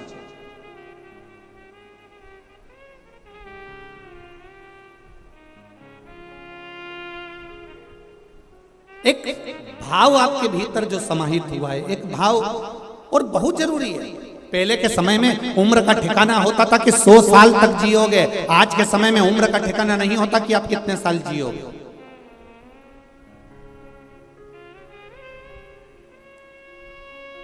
आय बढ़ाने का साधन प्रत्येक मनुष्य ढूंढ रहा है। आप भी जितने लोग बैठे हो ना, हमारी आय बढ़ना चाहिए, हमारी कमाई बढ़ना चाहिए, हमारा व्यापार बढ़ना चाहिए, हमारा पैसा बढ़ना चाहिए। आय बढ़ने का साधन प्रत्येक मनुष्य ढूंढता है, पर मनुष्य ये नहीं ढूंढ पाता कि आय के साथ में मेरी उम्र कैसे बढ़े। आय बढ़ाते बढ़ाते बढ़ाते बढ़ाते मनुष्य की उम्र घटती चली जा रही है। घर में पैसा तो बढ़ रहा है, पर 65, 70, 75, 80 में आउट हो जा रहा है, समाप्त। दुनिया के लोग आपको आय बढ़ाने का साधन बताएंगे, विदेश के लोग आपको आय बढ़ाने का साधन बताएंगे, सारे संसार के लोग आपको आय बढ़ाने का साधन बताएंगे कि पैसा कैसे कमाना चाहिए, पैसे कैसे प्राप्त करना चाहिए, धन कैसे प्राप्त करना चाहिए। संपूर्ण विश्व के लोग आपको आय बढ़ाने का साधन बताएंगे। पर शिव महापुराण की पोथी, शंकर भगवान की यह कथा, शिव महापुराण आय बढ़ाने के साथ साथ आपको बताती है कि आपकी उम्र कैसे बढ़े। और वो उम्र बढ़ाने के लिए केवल आपको 3 जगह पर जाना है। एक अपने माता पिता के चरणों में, दूसरा अपने गुरु के चरणों में, और तीसरा शंकर भगवान के मंदिर। क्यों? जब हम माता पिता के चरणों में जाते हैं तो माता पिता आशीर्वाद देते हैं, आयुष्मान भव, चिरंजीवी भव। गुरु के चरणों में जाते हैं तो गुरु आशीर्वाद देते हैं, आयुष्मान भव, चिरंजीवी भव, स्वस्थ रहो, मस्त रहो, आनंद में रहो। और शंकर जी की शरण में जाते हैं तो उसका नाम महामृत्युंजय है। वो एक लोटा जल जब हम चढ़ाते हैं तो वो भी हमको आशीर्वाद देता है, आप आरोग्य रहो, रोग से मुक्त रहो और निर्मल रहो। सारी दुनिया आपको आय बढ़ाने का साधन बताएगी, सारी दुनिया आपको आय बढ़ाने का साधन निश्चित करेगी, सारी दुनिया आपको पैसे कमाने का साधन बताएगी। पर शिव महापुराण की कथा कहती है 3 जगह पर जरूर जाओ, एक अपने माता पिता के पास, एक अपने गुरु के पास, और एक शंकर जी के मंदिर में एक लोटा जल लेकर। यहाँ 3 जगह जाने से जब माता पिता का आशीर्वाद मिलता है, गुरु का आशीर्वाद मिलता है, शंकर भगवान का आशीर्वाद मिलता है, तो हमारी आय भी बढ़ती है और उम्र भी बढ़ती है, हमारा जीने का तरीका भी बढ़ता है। अब घर में फ्रिज के अंदर मिठाई ढेर सारी रखी है, फल ढेर सारे रखे हुए हैं, और मालूम पड़े तुमने कमाया तो खूब, आय भी खूब बढ़ाई, पर खाई नहीं पाओ तो मतलब क्या? एक सेव फल का टुकड़ा, एप्पल का इतना बड़ा टुकड़ा काट कर, छील कर मुंह में 2 घंटे से रखा है, कथा में आके बैठ गई तब तक भी चल रहा है, क्योंकि दांत सोफा सेट है ही नहीं। अब वो सोफा सेट ही नहीं है तो मुंडा में वो एक टुकड़ा 2 घंटे तक कभी इधर आ जाता है।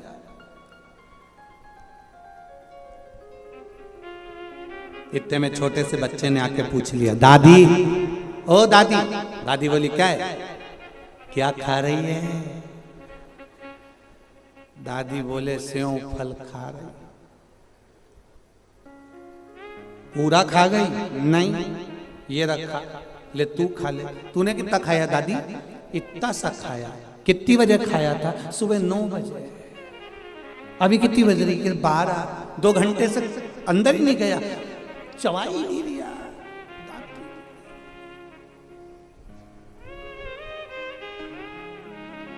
ध्यान।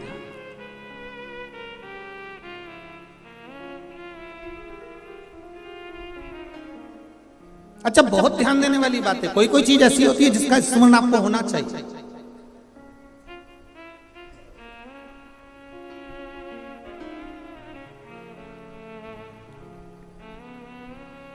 चश्मा पढ़ते समय याद आता है।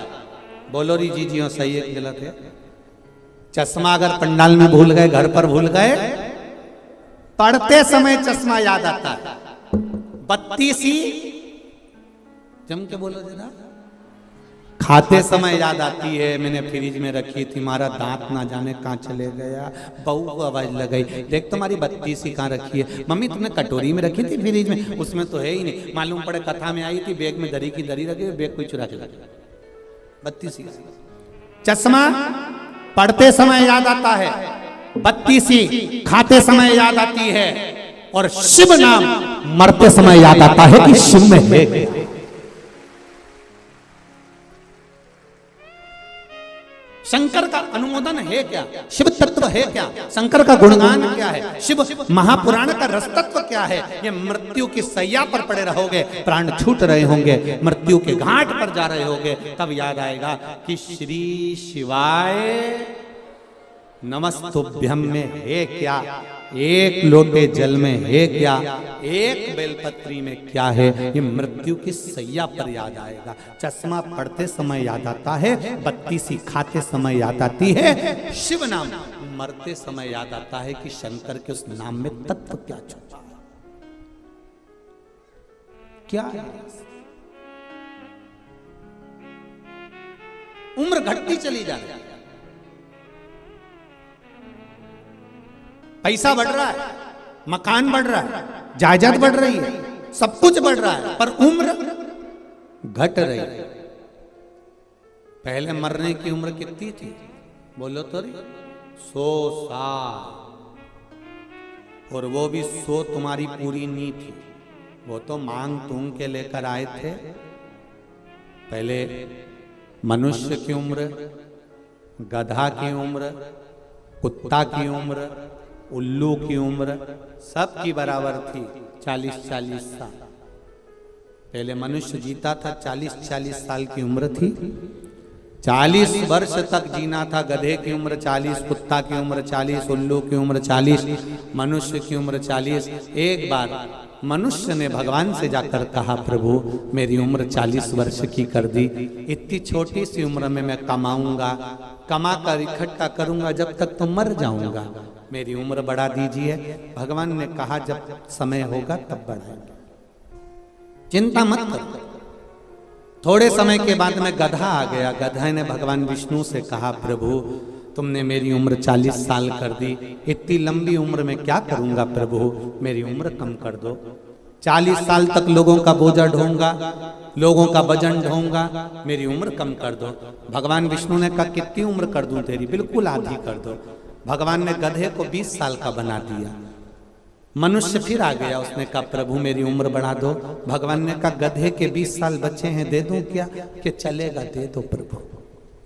मनुष्य 40 से गधे के 20 साल लेकर कितना हो गया, जम के बोलो जरा, 60। थोड़ी देर बाद कुत्ता आ गया। कुत्ते ने आकर भगवान से कहा प्रभु मेरे को 40 साल की उम्र दे दी, 40 साल तक मैं लोगों के दरवाजे पर बैठा रहूं, भोंकता रहूं, दुम हिलाता रहूं, झूठन चाटता रहूं, आप मेरी उम्र कम कर दो। भगवान ने कहा कितनी कम कर दूं, बिल्कुल आधी कर दो। कुत्ता को 20 साल का बना दिया। थोड़ी देर बाद मनुष्य आ गया, प्रभु 60 में मेरा क्या होगा। भगवान ने कहा कुत्ता की बची है, चले ले जा। कितने का हो गया, 80। थोड़ी देर बाद उल्लू आ गया। उल्लू ने आकर कहा प्रभु 40 साल तक पेड़ों पर टंगा रहूं, रात रात भर जागता रहूं, मेरे बस का नहीं है प्रभु, मेरी उम्र कम कर दो। भगवान ने कहा ठीक है उल्लू, कितनी कम करूं, बिल्कुल आधी कर दो, तू आज से 20 साल का रहेगा। मनुष्य का मन नहीं भराया, फिर आ गया, प्रभु 80 में मेरा क्या होगा, कुछ कृपा कर दो। भगवान ने कहा उल्लू की बच्ची है, चलेगी प्रभु चलेगी। भगवान ने कहा ले जा उल्लू की। कितने साल का हो गया, जम के बोलो 100। अब तुम खुद देखो 40 वर्ष तक मनुष्य अपनी जिंदगी को सही जीता है, फुल एंजॉय के साथ, जो खाएगा पच जाएगा, कपड़े भी पहनेगा तो एकदम सुंदर नजर आएगा। 40 वर्ष तक फुल एंजॉयमेंट का जीवन जीता है, क्योंकि ये परमात्मा की दी हुई उम्र है। और 40 के बाद में 60 तक किसकी लगी है, बोलो बोलो जरा जम के, गधे की। इसलिए पूरे परिवार का बोझा ढोता है, बच्चों को पढ़ाना है, बड़ा करना है, शादी करना है, बहन बेटी का मायरा भरना है। 60 साल तक ये केवल बोझा ढोता है गधे की तरह। 60 के बाद जो उम्र लगी, बोलो रे बोलो रायपुर, 60 से 80 की उम्र कुत्ता की लग गई। घर के बच्चों ने कुर्सी डाल के हॉल में बिठा दिया, दरवाजे के पास, वहीं पे चाय आ जाती है, वहीं पर खाना आ जाता है, वहीं हॉल में सब कुछ आ जाता है। तुम्हें कमरे में आने की जरूरत नहीं है। बुढ़े लोगों को बाहर बिठा दिया जाता है। 80 की उम्र आएगी तो बाहर बिठा देंगे। कोई भी आया सबसे पहले वहीं से चिल्लाएंगे, वो आवाज लगाएंगे, बहू, वहीं से किसकी लगी है? अरे बोलो जम के जरा। कुत्ता की। अब 80 के बाद उल्लू की। डॉक्टर साहब को भी दिखाओगे, डॉक्टर साहब मुझे रात को नींद नहीं आती है। डॉक्टर कितनी भी गोली दे दे और कितनी भी दवाई दे दे, तुम थोड़ा खाओगे, दवाई खाने के भी बाद दवाई कितनी भी खा लो तो भी रात को 2, 2:30, 3 बजे तो तुम्हारी आंख खुले जाएगी और पलंग पे तो उल्लू की तरह निश्चित।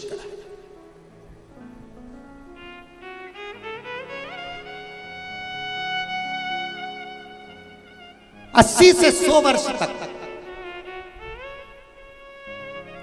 नींद को बुलाने का प्रयास भी करोगे तो नींद नहीं आने वाली, क्योंकि उल्लू की लगी। इसलिए शिव महापुराण की कथा कहती है 40 तक की जिंदगी अपनी है, उस जीवन को इतना खुश होकर जियो कि बाकी की जिंदगी खुश होकर जी सको। इतना खुश होकर, फुल आनंद के साथ।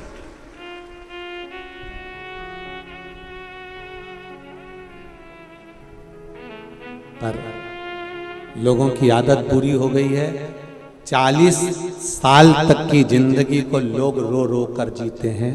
शिव महापुराण की कथा कहती है अपनी जिंदगी को खुश होकर जी।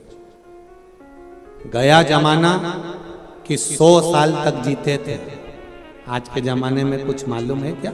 अपने आस पड़ोस में देखो, अपने पड़ोसियों को देखो, अपने रिश्तेदारों को देखो, उम्र का कोई ठिकाना मालूम पड़ता है? कौन कब चले जाए, जवान की जवान प्राण छोड़ देते हैं। जरा सा अटैक आया, जरा सा शुगर हुई, जरा सी बीमारी हुई, समाप्त।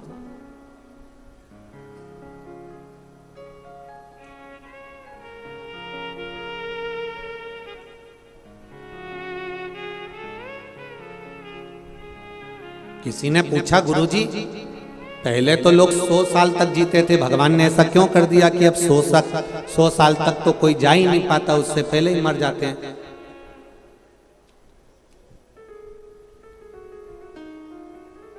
तो ऐसा ही है, वो तो सरकार जब 1000 का नोट बंद कर सकती है तो भगवान भी तो 100 साल तक बंद कर सकते हैं, उसमें क्या दिक्कत?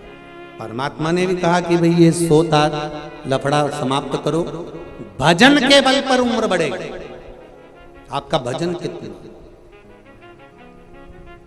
आपका मंत्र जाप कितना, आपका स्मरण कितना, आपका कीर्तन कितना।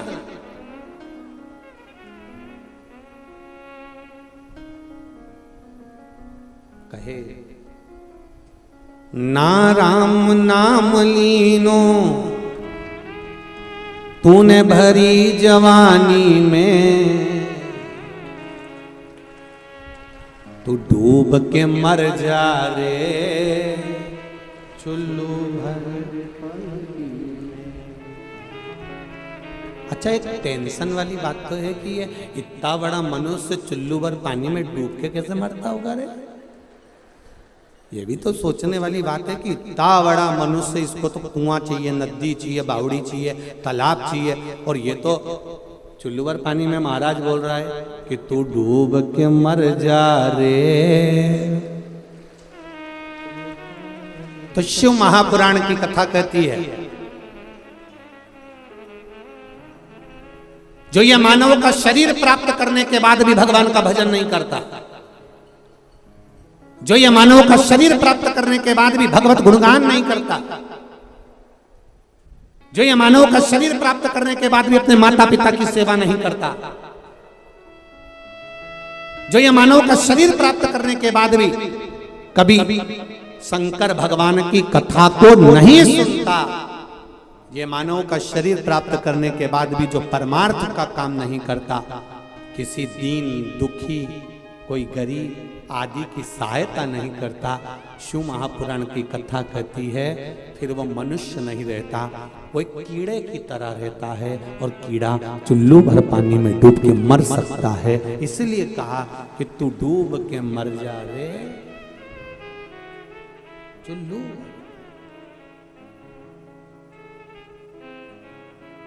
जपते रहो भगवान का,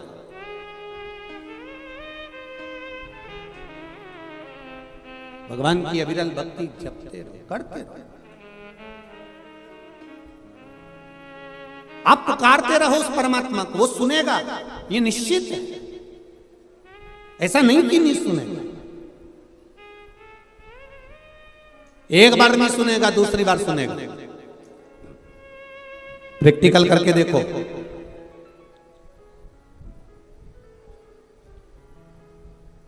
प्रैक्टिकल करके देखना तुम। कहीं पर भी फोन पर, मोबाइल पर या मंदिर के अंदर श्री शिवाय नमस्तुभ्यम तुम जम के चिल्ला कर देखना, जितने लोग वहां खड़े होंगे पहचान जाएंगे ये सियोर वाला महाराज की चेली है। प्रैक्टिकल करके देखना तुम बस केवल इतना बोल देना श्री शिवाय नमस्तुभ्यम, उतने में पहचान जाएंगे। अब जरा विचार करो, तुम्हारे श्री शिवाय नमस्तुभ्यम बोलने से लोग ये जान जाते हैं कि ये सियोर वाले महाराज की कथा सुनी है, तो श्री शिवाय नमस्तुभ्यम बोल लेने से वो भी तो पहचान जाएगा कि ये अपनी वाली है। उठा लो इसको, दुख मत देना, इसको कष्ट मत देना, इसको रोग मत देना, इसको बीमारी मत देना, इसको शरणागति देना है, शरणागति। ये पत्र में आया,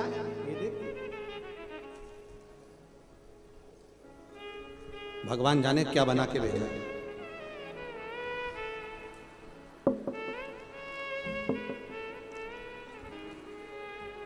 गुच्छा तो नहीं है कमर का? अच्छा।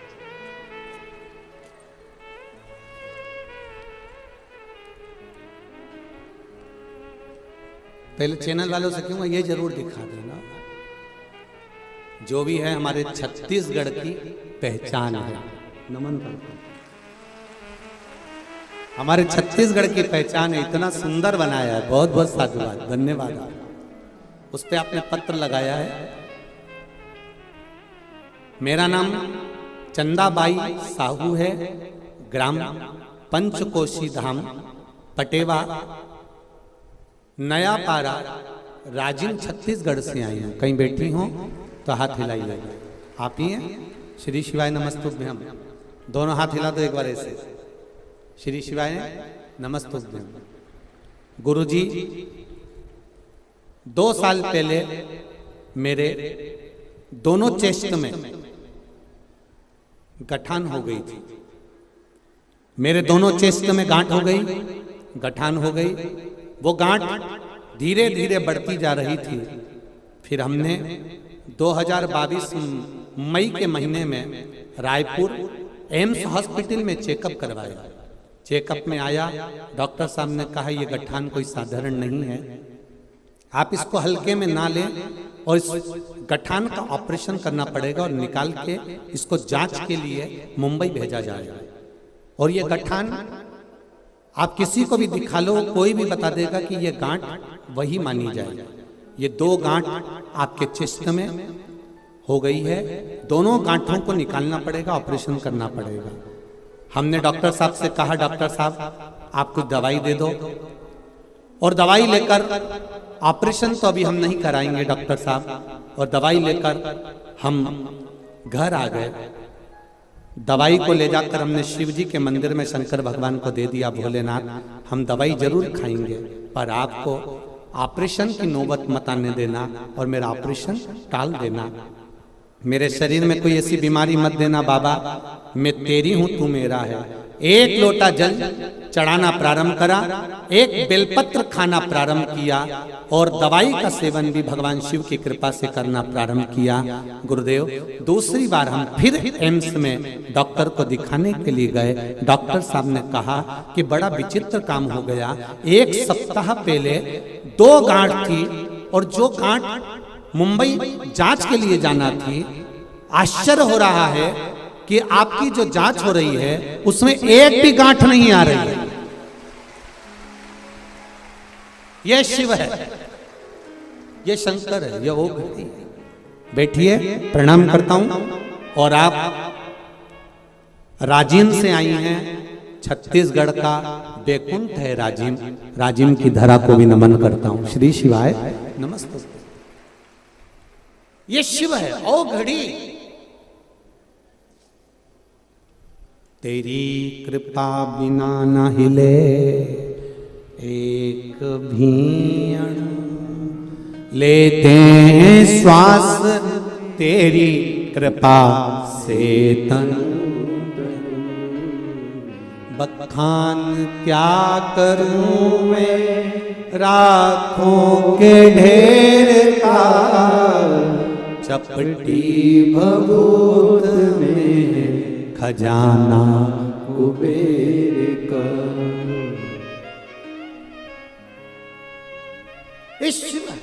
ये ओखड़ी, ये दयालु, ये दातार, ये करुणा सागर है। इसकी भक्ति शक्ति भी देती। अब करो शिव की आराधना।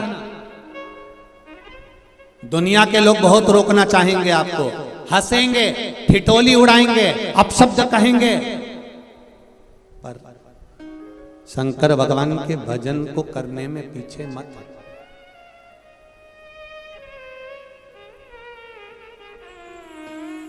पीछे मत रखना।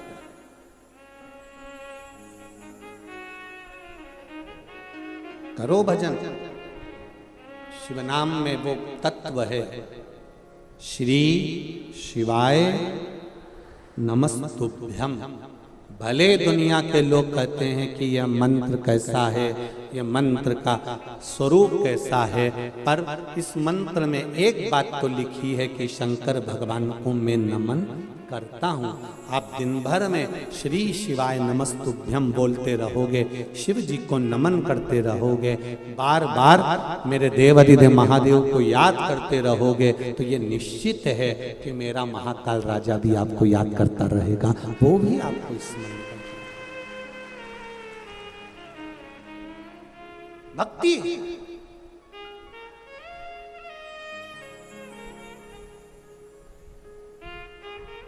कितना। अरे मैं छत्तीसगढ़ वासियों को और ये आए हुए श्रोता, जितने भी श्रोता यहाँ कथा में बैठे हैं, आपके पावन चरणों को नमन करता हूं। इतनी संख्या में इस ग्राउंड की जो कैपेसिटी है वो 7 लाख लोगों की है, पर इस कैपेसिटी को पार कर कर आप इधर से उधर तक पूरी रोड पर बैठे हो, और आपका साइलेंट रहना, चुप रहना, भगवान की भक्ति में डूबे रहना, आपका ये प्रेम शिव तत्व की ओर, अभी शिव तत्व की ओर अभी। और इसी के साथ में एक निवेदन, जितने लोग अब बाहर से आ रहे हैं कथा सुनने के लिए, और जितने लोग इस रायपुर की पावन धरा पर आना चाहते हैं अब कथा सुनने के लिए, तो उनसे एक निवेदन करना चाहूँगा। अब इस ग्राउंड में और रोड पर जगह नहीं है, कृपया निवेदन है, अब कभी अगली जब कथा हो तब आप लोग यहाँ पधारिएगा। अब 2 दिन के लिए आप लोगों से निवेदन करना चाहते थोड़ा सा, क्योंकि भीड़ बढ़ती चली जा रही है, और रेलवे स्टेशन पर अपार भीड़ है, बस स्टैंड पर अपार भीड़ है, गाड़ियां अपार आ रही है। इसलिए निवेदन है कि अब प्रयास करना, या तो जो 16 तारीख से 22 तारीख तक Kanpur, Kalyanpur, new highway city GT road पर जो कथा 2 बजे से 5 बजे तक होने वाली है, या तो आप लोग, जितने लोग भी अब बाहर से आ रहे हैं उनसे निवेदन है अब अगली कथा में आप लोग पहुंचो, क्योंकि यहाँ संपूर्ण जो जगह है कई किलोमीटर तक फुल हो चुकी है, जिससे एक व्यवस्था, वैसे तो प्रशासन बहुत सुंदर व्यवस्था कर रहा है। मैं आदरणीय गृह मंत्री जी से कहूंगा, आपका छत्तीसगढ़ प्रशासन ने बहुत सुंदर व्यवस्था करी, उसके लिए बहुत बहुत साधुवाद है। बहुत सुंदर व्यवस्था, बहुत सुंदर व्यवस्था पुलिस प्रशासन भी कर रही है, मेडिकल, चिकित्सालय, यहाँ का जो नगर निगम, नगर पालिका जो भी है, वो बहुत सुंदर सुंदर व्यवस्था यहाँ के लोगों ने करी है। प्रशासन भी पूर्ण तरह से मुस्तैद रहकर पूरी व्यवस्था को संभाला हुआ है। और हर तरह से बहुत। और यहाँ का जो रायपुर का सनातनी भाई है, कहीं पर चाय बांट रहा है, कहीं भोजन बांट रहा है, कहीं पानी बांट रहा है, कहीं किसी को नाश्ता बांट रहा है, उनको भी मैं नमन करता हूँ कि आपके दान दाताओं ने जो सेवा दी है उसके लिए बहुत बहुत धन्यवाद। आपकी भक्ति। बसंत जी अग्रवाल इस कथा के यजमान है, माना उनका पूरा परिवार यजमान है, पर अकेले व्यक्ति के साथ में प्रशासन भी कदम से कदम मिलाकर आगे खड़ी हुई है। इसलिए एक बार पूरी पुलिस प्रशासन को, पूरी संसार के जितने भी छत्तीसगढ़ के निवासी सबको साधुवाद है, बहुत बहुत। और इनका साथ पत्रकार मीडिया अपनी कलम के माध्यम से, ये पत्रकार बंधु, ये मीडिया इतना साथ दे रहे हैं कि मैं निवेदन करना चाहूंगा आप सबसे कि इन पत्रकारों के लिए, सोशल मीडिया के लिए बहुत बहुत साधुवाद है साहब। बहुत सुंदर आपका भाव, आपका आनंद सुख देने वाला।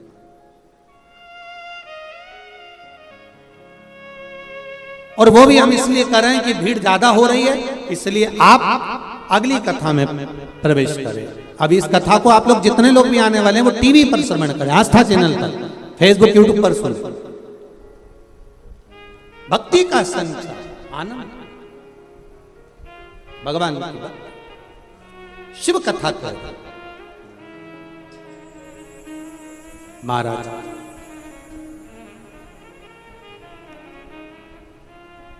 तेरे डमरू की धुन सुन के मैं काशी, अब काशी नगरी तो क्या रायपुर आई।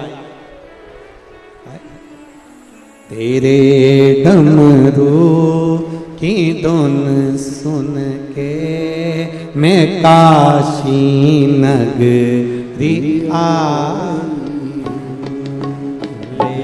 डमरू की धुन सुन के भाव से मैं काशी नगरी आई हूँ। मैं काशी नगरी आई हूँ, मैं काशी नगरी आई हूँ, मैं काशी नगरी आई हूँ, मैं काशी नगरी आई हूँ। मेरे भोले ओ बम भोले, मैं काशी नगरी आई। मेरे भोले ओ बम भोले, मैं काशी नगरी आई हूँ।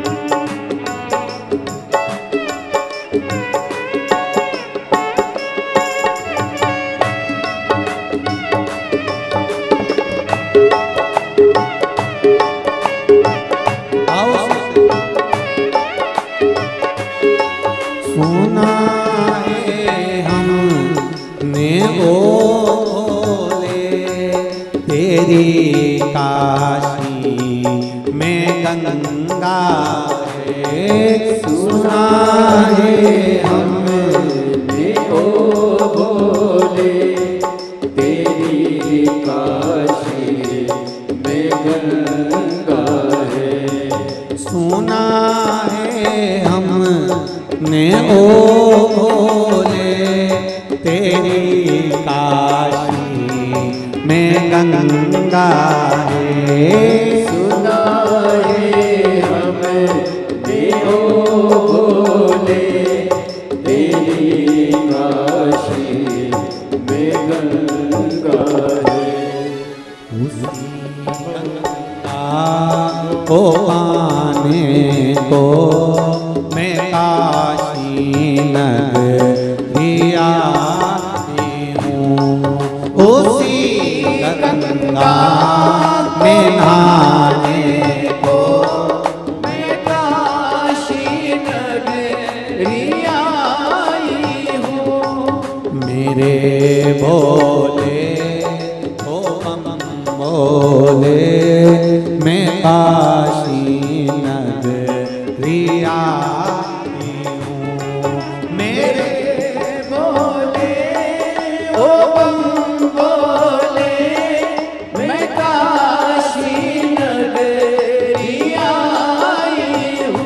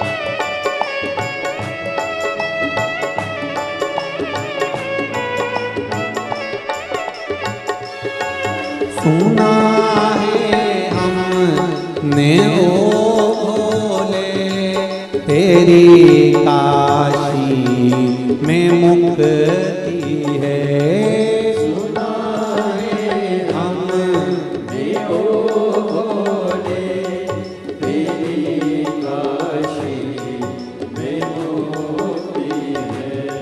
सुना है हमने ओ भोले तेरी काशी में मुक्ति है, सुना है हमने ओ तेरी काशी में मुक्ति है।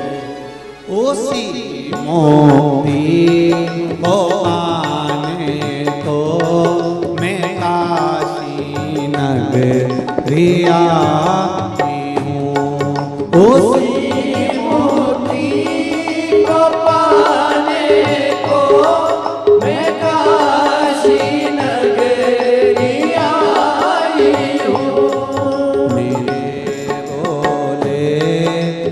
बम बोले मैं काशी नगरी आई हूँ।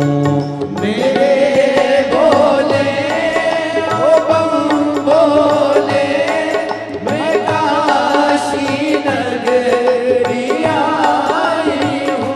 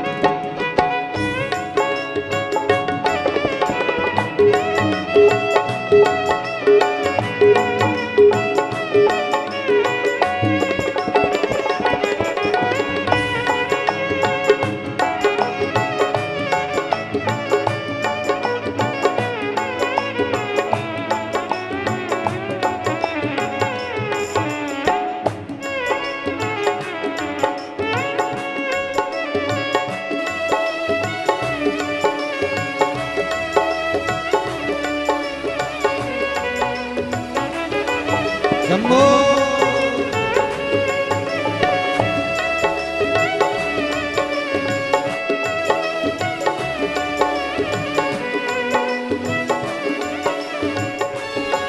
सुना है हमने ओ बोले तेरी काशी में गोरा है।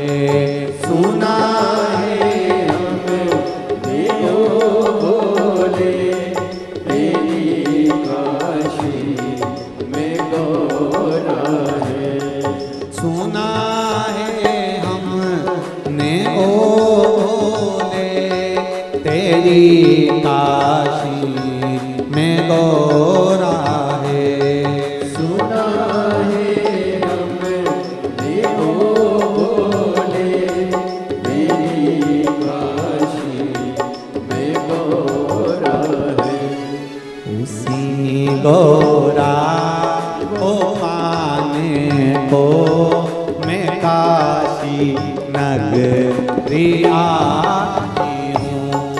उसी गोरा को पाने को मैं काशी नगरी आई हूँ।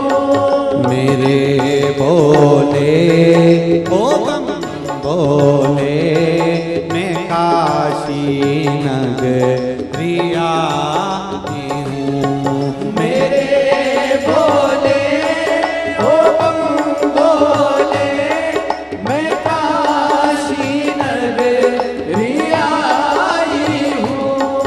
मेरे बोले ओ बम बोले मैं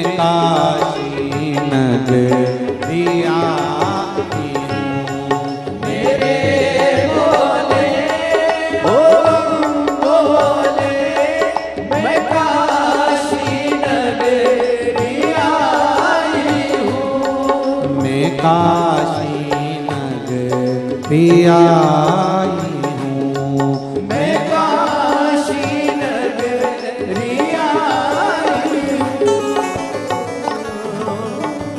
हर हर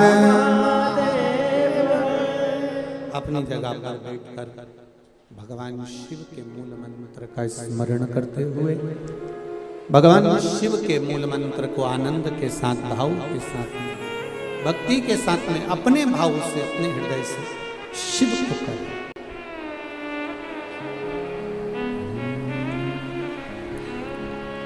श्री शिवा नमस्तु, श्री शिवा नमस्तु, श्री शिवा।